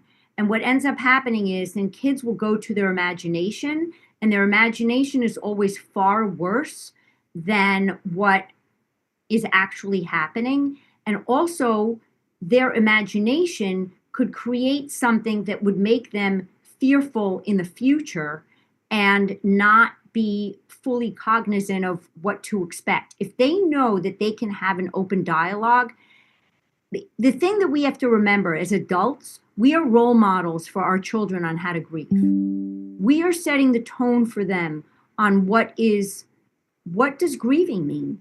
And, as we were all saying, we're all going to grieve in our lifetimes. So if we give kids the tools that you can be open, you can cry. It's okay for everybody to cry. There used to be this mentality that men can't cry. I mean, that's just absurd. And it's so important as role models for our kids to set the tone for them on grief and to be open and to teach them about self-care and to teach them about communication. And again, it depends very much on what their age is and what they're ready to hear. The other thing is also that with very young children, they have kind of a very short attention span. Like David Kessler calls them puddle jumpers, right? They can go from being really sad 1 minute to the next minute saying, okay, I'm good. I'm going out to play with my friends right now, right? Whereas they just maybe buried their mom. And as adults, we might have an inclination of like, oh my God, you can't do that. We're just we're just right after the funeral. But again, to honor where kids are developmentally, young kids do need to be in that space and they need to be with their friends, and they will give you the sense of what they need as long as you as an adult are open with them and give them the space to be sad and to grieve and to cry when they need to and when they want to.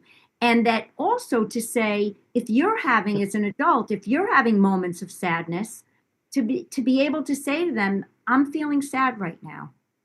And instead of sweeping it under the rug and making sure that making pretend that everything is okay. Oh no, we're going on vacation and Christmas is going to be great this year. I'm still going to do a great Christmas for my kids because it's Christmas time and I still need to be happy. And that would be doing them a disservice because it wouldn't be teaching them that you are allowed to be sad, and we can change Christmas, and Christmas can still be happy, and we can still do gifts, and we can still sing songs, but we're also sad. And so, not to sweep it under the rug. That's a really big lesson for kids so that they know that they have the permission to grieve and be sad when they feel sad. There's a lot more I can say about kids, but in the interest of time, but it's just the honesty is important in a way that's developmentally appropriate.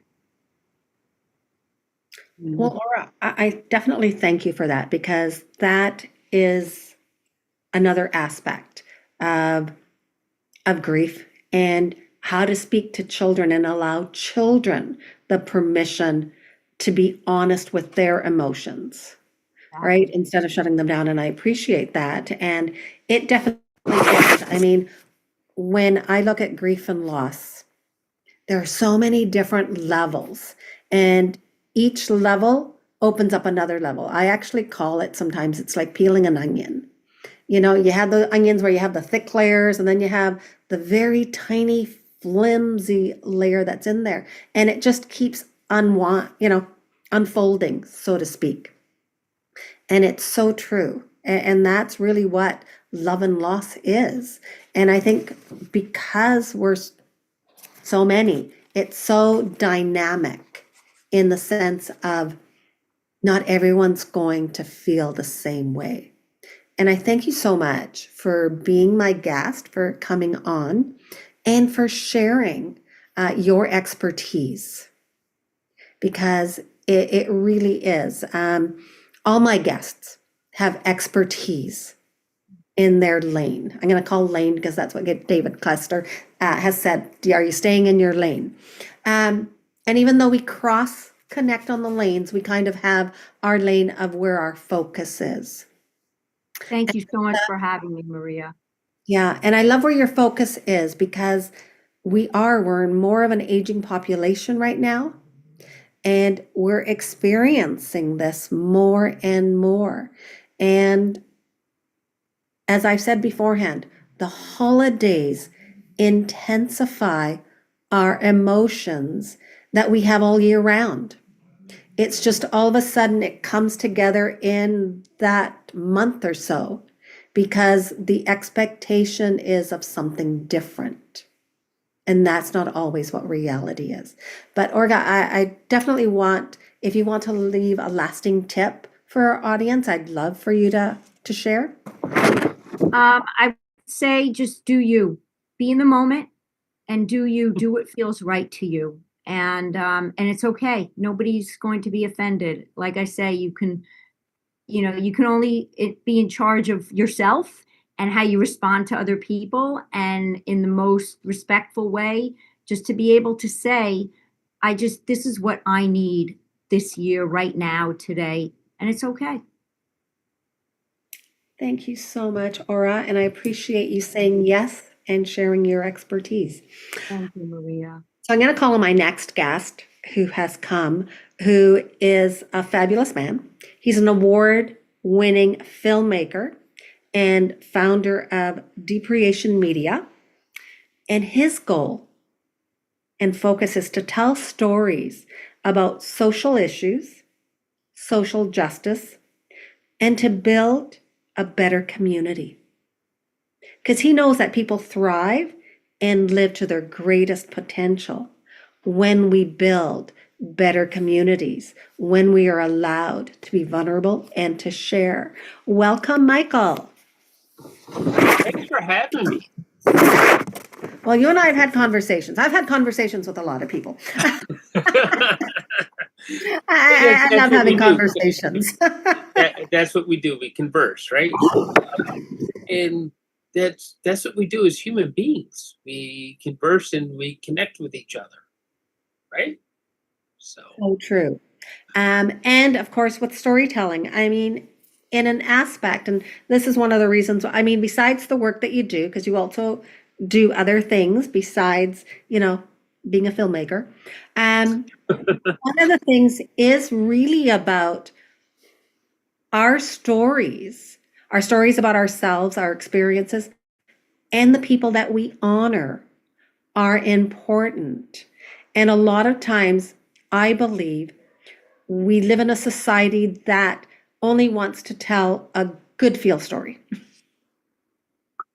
Rather than sometimes we gotta, share the stories that are the hard truths, that are about social issues and of the injustices that happen. Yeah.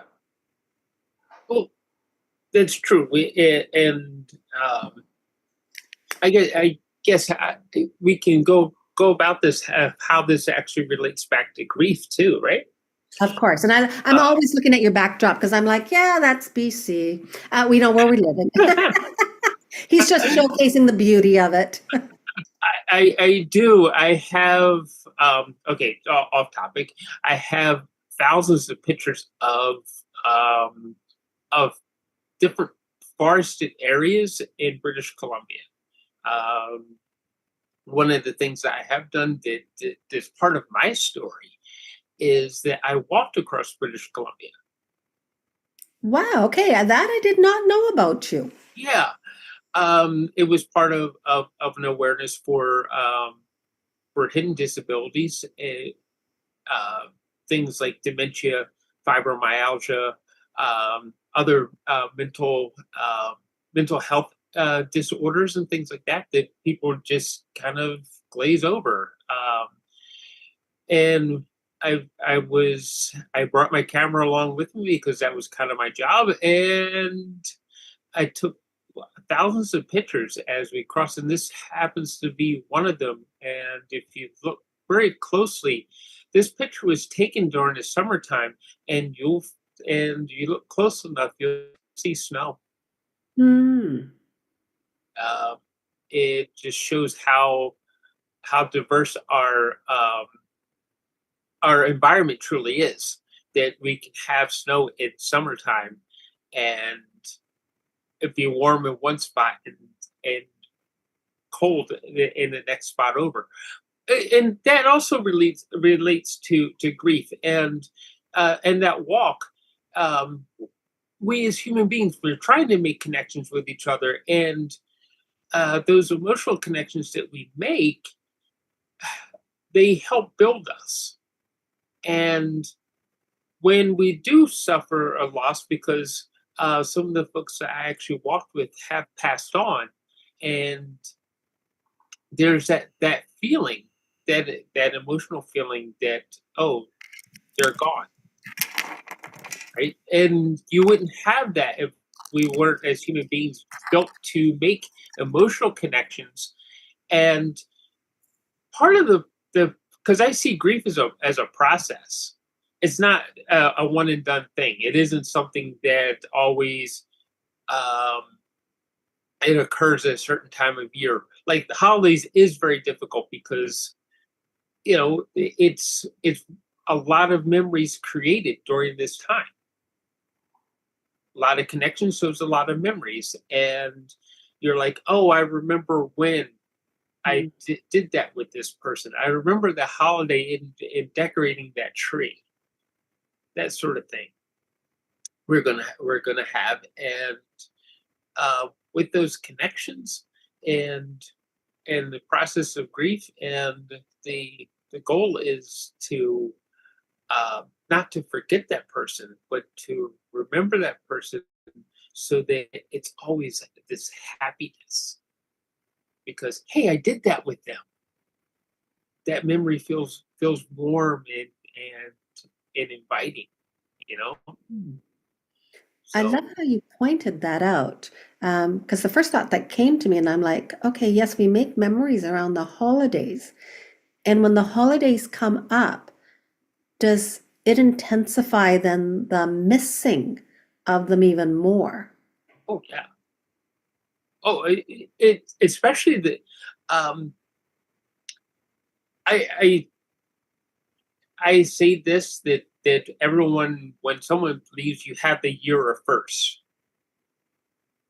That first birthday, that first Christmas, that first Easter, whatever that special time is that you celebrate it with that person. You have that year, that first time, and they're not easy. And I don't think life was meant to be that easy over those sort of things. And as Orca said, it's like, be you and feel those emotions completely.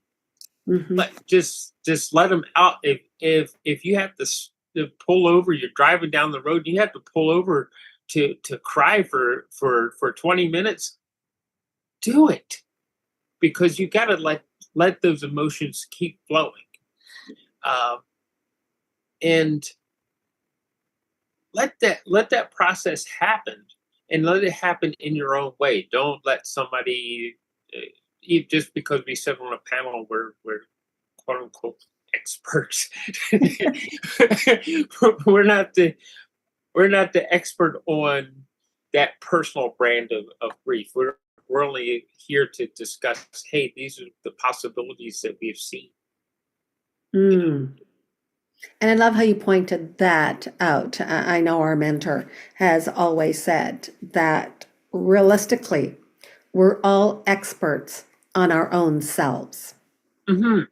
right? Like we're all experts on our own grief. Yes. And so, and that has been the common theme, is that there is no one size fits all. What you do has to be right for you. Like your path is your path. And don't let anyone else tell you that this is what you're supposed to be doing.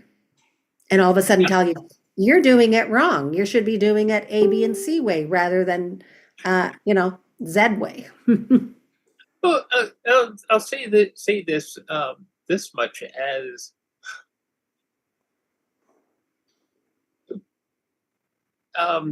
past generations have said you have to do it the cookie cutter way, and then we have our generation come along and say, but the cookie cutter way isn't working for me.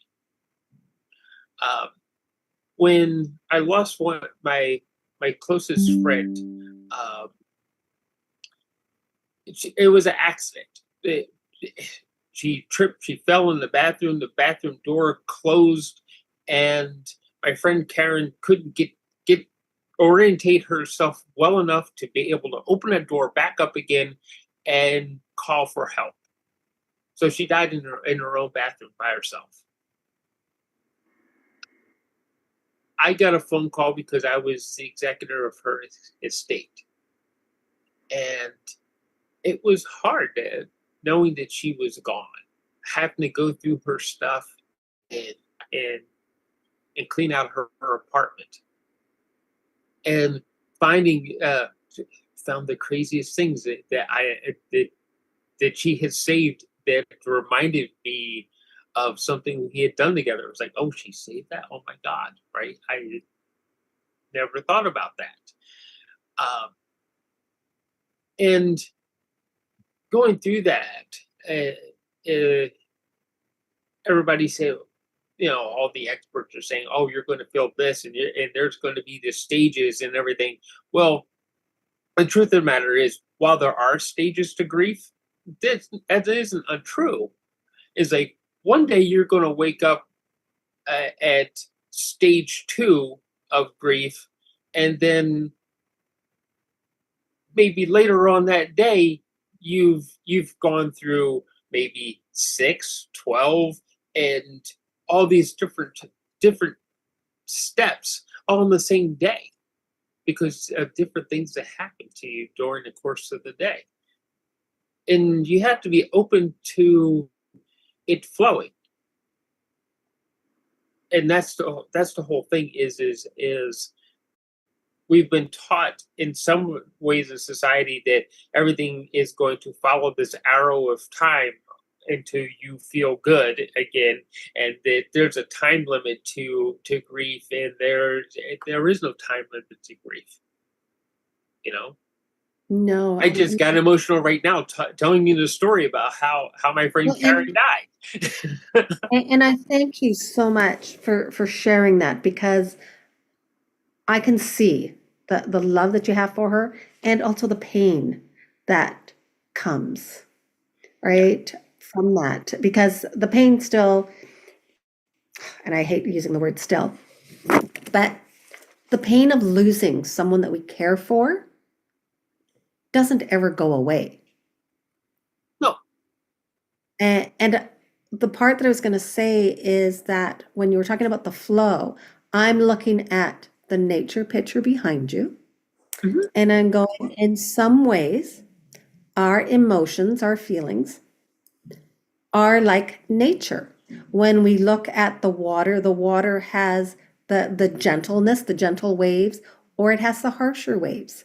And the same thing with the elements. Sometimes, we have like the warm, sunny days, and other times we have, okay, I live in a rainforest, so we get a lot of rain. And sometimes the rain is gentle, we get that mist and the things, and other times it's a downpour. And if we can say that our emotions are like that, we're not making weather wrong for being weather, for being nature, but we do make our emotions wrong for feeling what we feel. Yeah, and that's the whole thing is our emotions are never wrong. They they are, and at the same time we can never say that they're right. But they are what they are for the time. Oh, I love that. So it's whatever we're going through at that moment, and that those emotions come along. Now, I know you also do hospice, which Yes. is, again, takes a special person to be able to be around people who are dying. And so when you see that, has that altered how you look at the holidays? Makes it more important just to be able to connect with those people I really care about. Mm. My neighbor down the street, and this is kind of how hospice works, is like, or I should say, this is how nature starts taking us away. Um, my friend Brian, he got checked into hospice, and it was the Peace Arch Hospice, and I got there an hour too late. He could still hear me, but he couldn't talk back. So it was a one-sided conversation. And the reason why that became important, that I wanted to have this one final conversation with him, is because he asked me to be the celebrant at his celebration of life. There were some details I wanted from him. So I got there what amounts to seconds too late, and we don't know that part, and that's the part that nature has its way. And when when nature decides that, okay, Maria, you're not going to be able to respond back, but you're going to hear. And I was glad that Brian got to hear all of his people come and say how much they actually love him. Right on down to, he has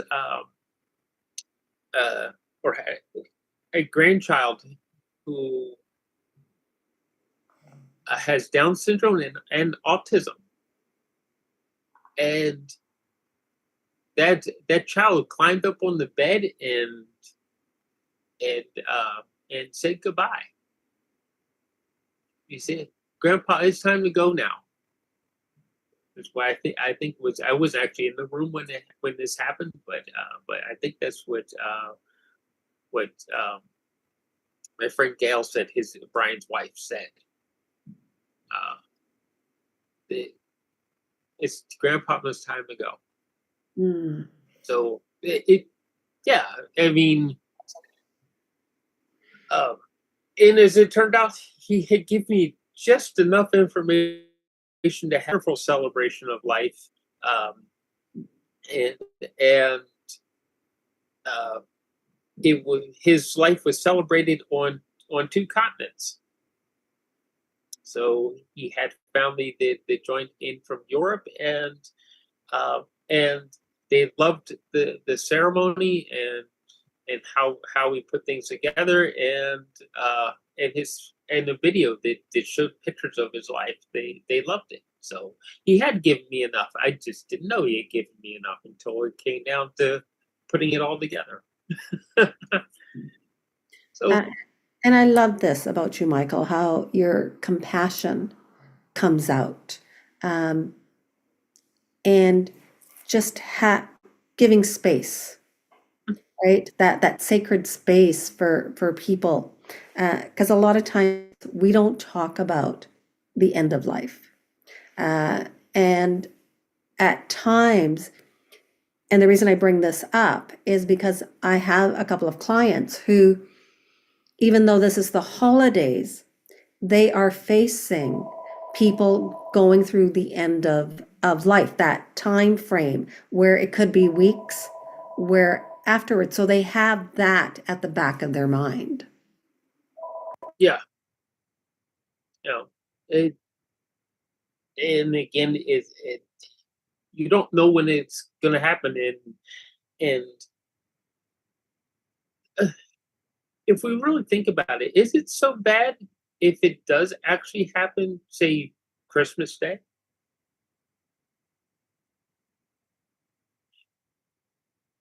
We as human beings tag things to things. We tag energy to things, but is it so bad to actually be saying your final goodbyes and your thank yous and everything for being enriching my life? Is that really so bad to be able to do that, and then once a year be able to remember that, because it's stamped straight onto a special day. And that's a very valid and good point. I know when my father passed away, he actually passed away. The day that he passed away became 2 days. It was on Mother's Day, and it was on my brother's birthday. Mhm. Well, Mother's Day always changes. The date changes. Yeah. So that one sometimes you don't get. My brother's birthday is that same day. I mean, that never changes. And I love your point of it. Like in some ways, it's like that double-edged sword, so to speak, is that it's a day you'll never forget. And it's also a day that you're kind of like, does it have special meaning to it? Yeah. Right? Like it's just, and I think sometimes when we think about the holidays, especially when we're thinking of whether it's, I mean, we're saying holidays, but it could be Christmas, could be Hanukkah, could be Thanksgiving. Yeah. Is we put so much pressure on that day to be a certain way, Mhm. right? And I don't know if it's from our perception of like the Hollywood story of where everything is perfection and it has to be this way to be right. And when it doesn't fit that criteria, all of a sudden we're kind of like, we either blame ourselves or we make it such a horrible day. I mean, I think when we are dealing with grief, we're always sad that the person's not here. That is a sadness, that is a feeling that is natural. Mhm. Do Mhm. we add extra to it because it falls on a particular day? I love that question. I think that we do actually put, and my wife, she lost three of her sister-in-laws on Remembrance Day.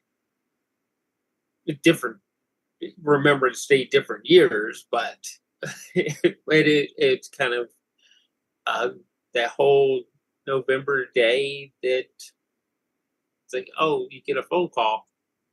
Oh, yeah, Maggie passed away. Darlene passed away.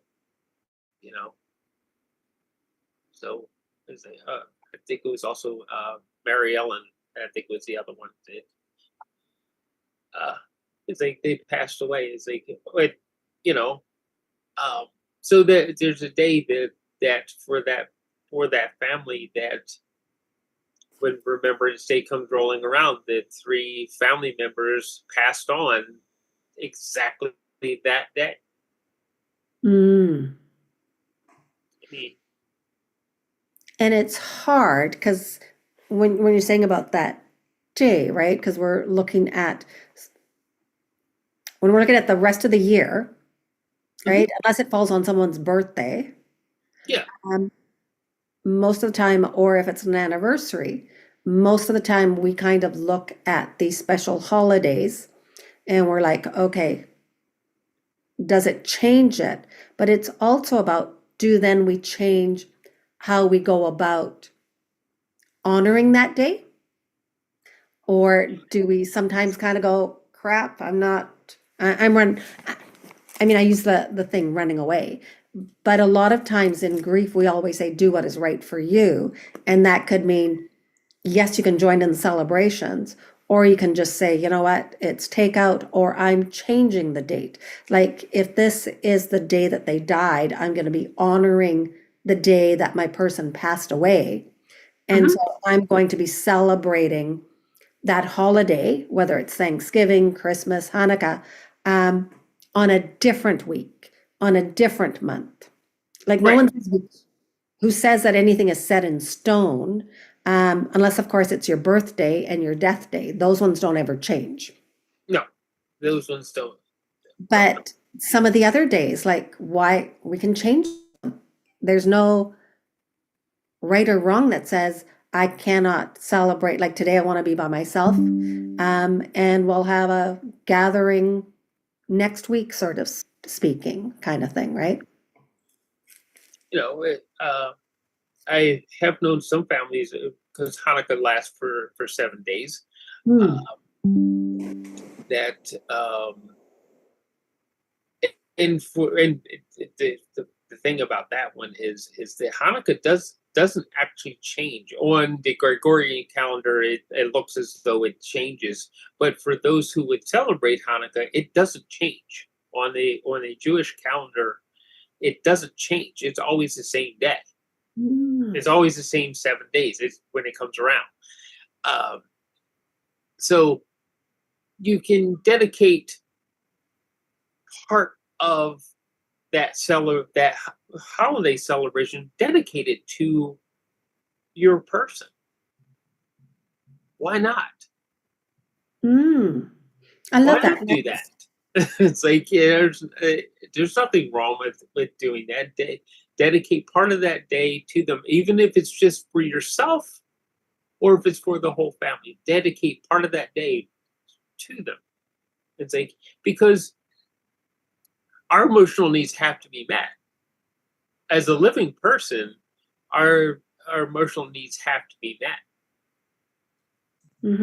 And Aura just mentioned that what I guess sometimes the struggle is how society elevates the date of the holiday, because it's so true. We hear, you go into the stores, there's all that, the different music, the different scenery. Yesterday we talked about it. It's the overstimulation in some ways of being bombarded by all these scenes of, we see it on television, we see it on social media, we see it every place, of this expectation of, hey, it's Thanksgiving, it's Christmas, it's depending on what holiday anyone has, about all of a sudden you got to put on that happy face, that celebration. Yep. Of cheer, of things like that, and it's hard to ignore. And a lot of people, myself included, and many of my people that I've talked to, we're really good at pretending and putting on that mask of saying we're fine, of doing things, and yet inside even hurting more so. And not even asking for what we need, of what support that we need, or even saying, as other people have said, I Yeah. don't, it's a no.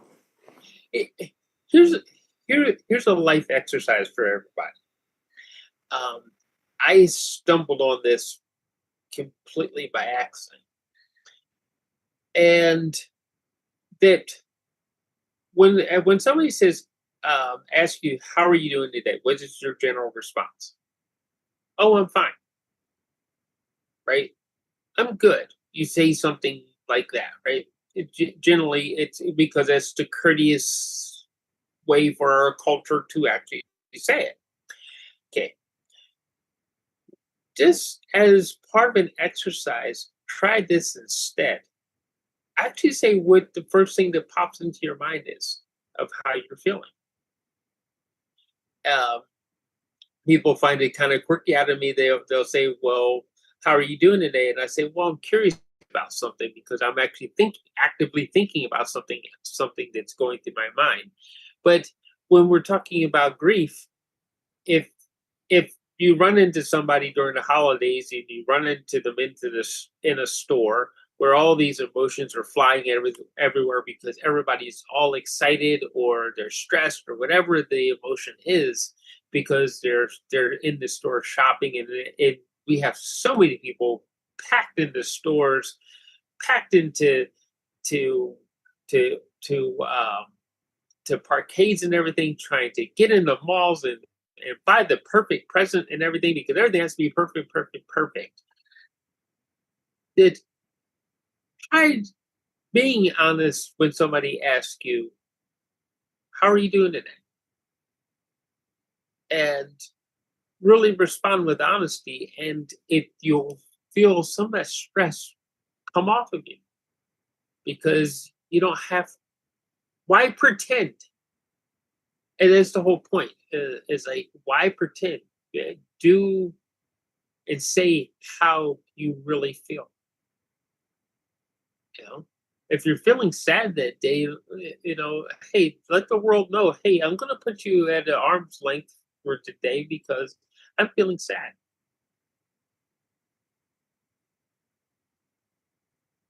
You know, so it's you get some odd responses from people because they expect that. Oh, I'm good. They expect that, but in but other times you might get that empathetic person that'll help you. You know, so And I like how you say that. Um, and I think a lot of people, I'm going to say I believe a lot of people, and I know personally for myself, when it was quite raw, it was hard to vocalize how someone is feeling or how I myself am feeling. And I'm just wondering if at sometimes do we discern which people we can share with or not? Because I remember in mine, I particularly figured that I had a friend that I could be honest with. You know, like sometimes, as you said, we pretend we put on this thing and we're laughing and stuff, and inside we're hurting. And then sometimes we feel that we have a friend that we can take the mask off and really share who we are. And then that friend kind of back things and kind of like, oh, what the heck happened to you now? So do we discern who we can and cannot share with? Or do you just sort of say, you know what, I'm valuing yeah, myself that and that is a really really good question.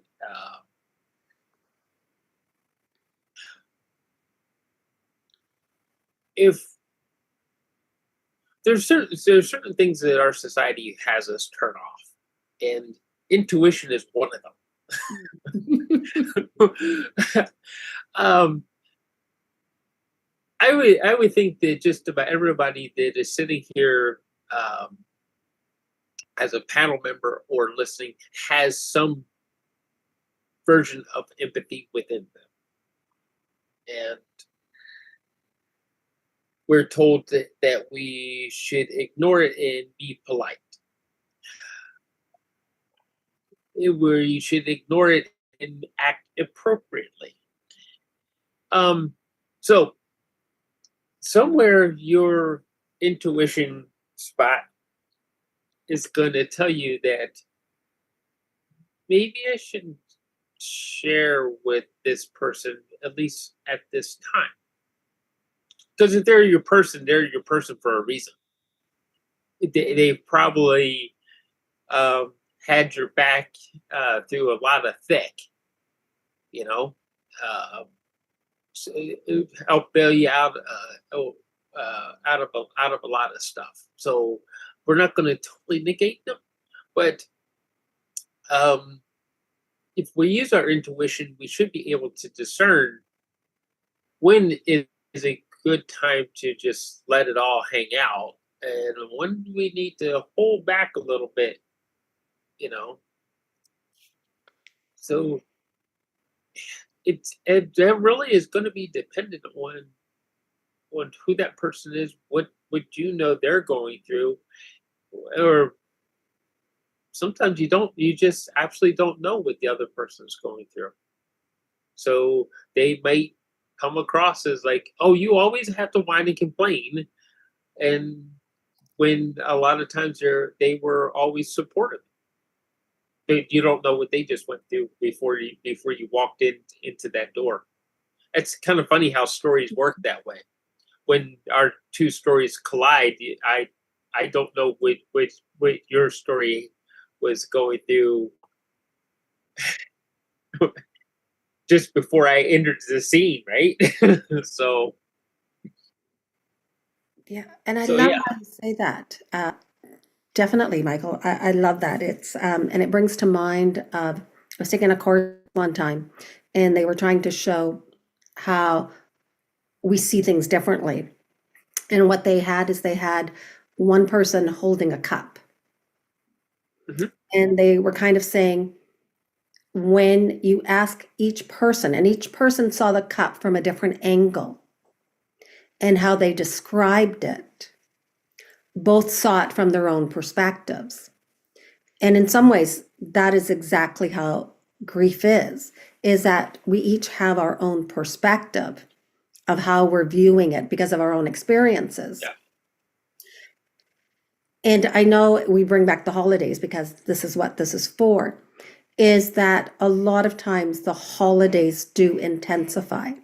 And especially when you are grieving or you've experienced loss, is because in that we can have different emotions. One moment we can feel sad, another moment we can feel joyous. And at times we can have people see us at different times and then make sort of an assumption of what they feel that we are at. Do you find that sometimes alters? Okay, I'm going to be honest with you for a second here. Somebody tried to muscle in with a phone call, and it blanked you out for a second. So let's try it again.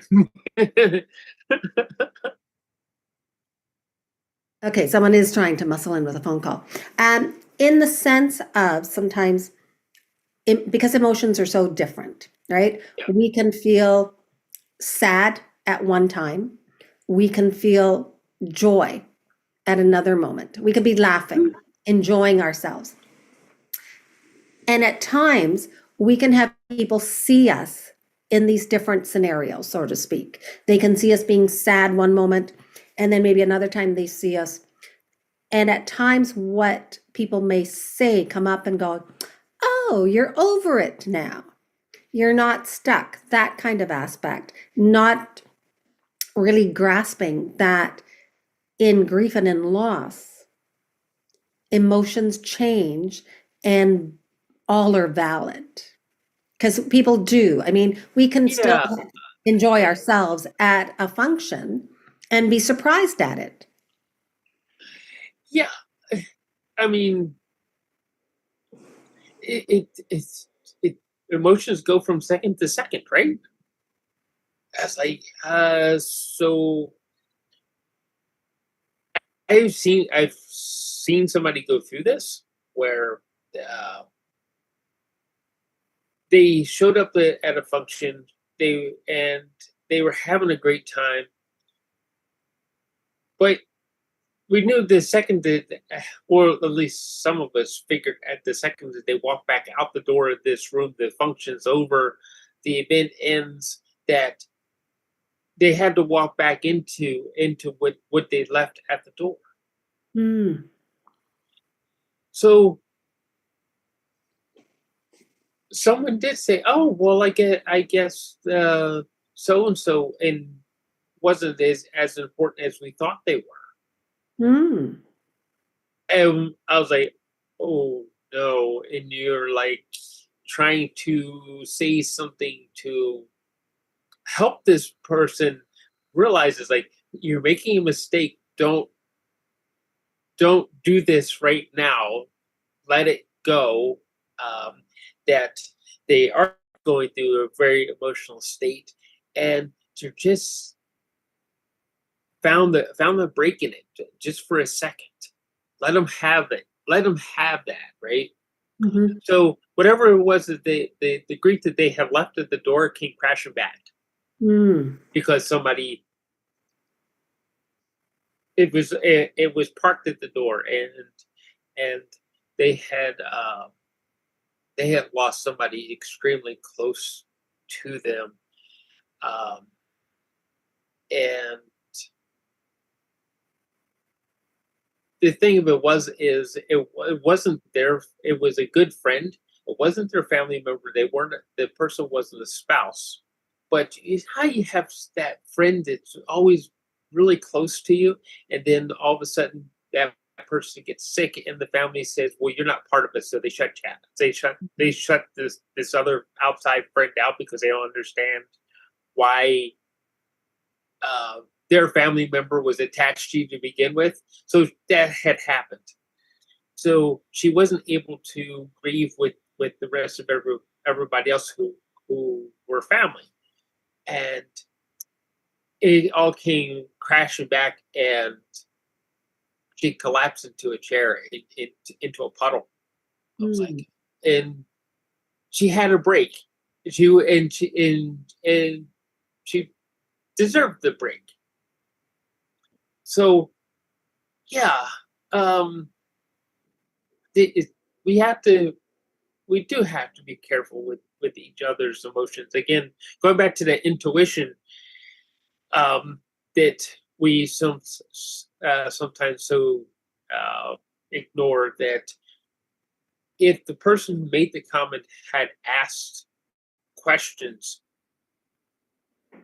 they would have found out that, well, no, they're just getting a break away from the grief. The second they go back out that door again, the grief is going to hit them, Mm. and you know, so And Michael, I was going to say, I thank you for being with us today. Mhm. I mean, I always love chatting with you, and I love getting your wisdom, of course, because I believe that you do. You carry a lot of wisdom, and you carry a lot of compassion, Mhm. and Thank you. it comes through that, and that's, I think, one of the reasons why we've gotten to. I mean, I haven't met you in person, and one of these days we will, even though we both live in the same province, and I think you're just like a couple of hours away from me. I, think Um, I think we even live in the same part of the greater. Jurisdiction sort of thing, right? Yeah. Just like- but I'd love you to give the audience either a tip or an insight, especially because of the holidays. Um, just for something so that way, because it's one of those aspects that there's that anxiousness that comes with the holidays. I mean, Mhm. especially when we've experienced loss. And when I say loss can be recent or years or even decades ago. I'm not putting a time limit on loss because when it happens to be our person, our loved one, there is no time frame on that of when we're No, missing them. there is no time frame. Um, best advice is forget about time, um, and just allow yourself to that freedom to experience what it is that you're going through at when you're going through it. It's like just allow it to happen, because um, to hold back or to try to shut it down uh, can cause so much more stress than just letting it happen. You know, just for your own sake, just let it happen, and uh, feel what it is that you feel completely, and and allow that, so that you find your way to a peaceful place. Hmm. And I want to thank you for Thank being you. my guest, and definitely for imparting your wisdom to not only the people that were here today, but also the people who are watching it live and in the recordings. I thank you so much for this and imparting your wisdom. I do want the audience to know that all my guests have their own expertise, the people from yesterday and today. And if someone has touched your heart and you need support, whether it's myself or any of my guests, please reach out to them. And I also know that if anybody wants to have a quieter, more held space, go deeper, in December, I'll be sharing some details tomorrow about a workshop that I will be hosting to go into a deeper dive for navigating the holidays with loss. Yeah. Thank you for having me.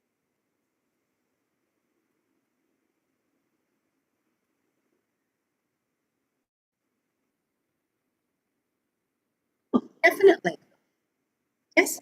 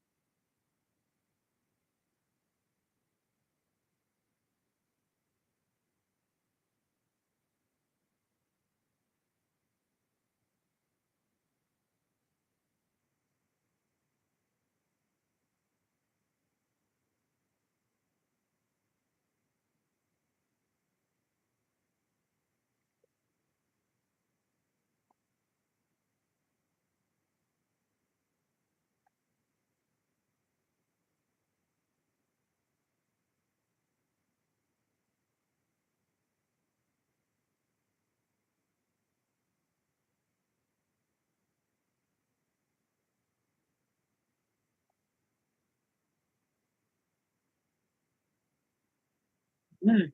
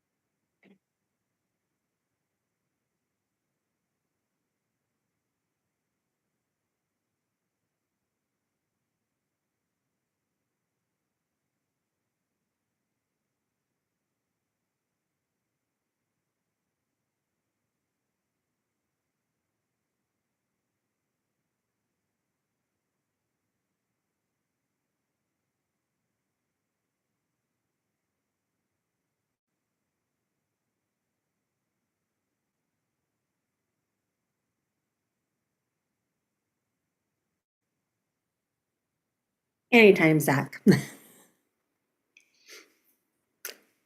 And definitely, I say tomorrow, we're gonna have 4 other guests that again are so inspiring and powerful in their expertise, in their lane, and we're going to continue the conversation. So please join us tomorrow morning at 9:30 Pacific time.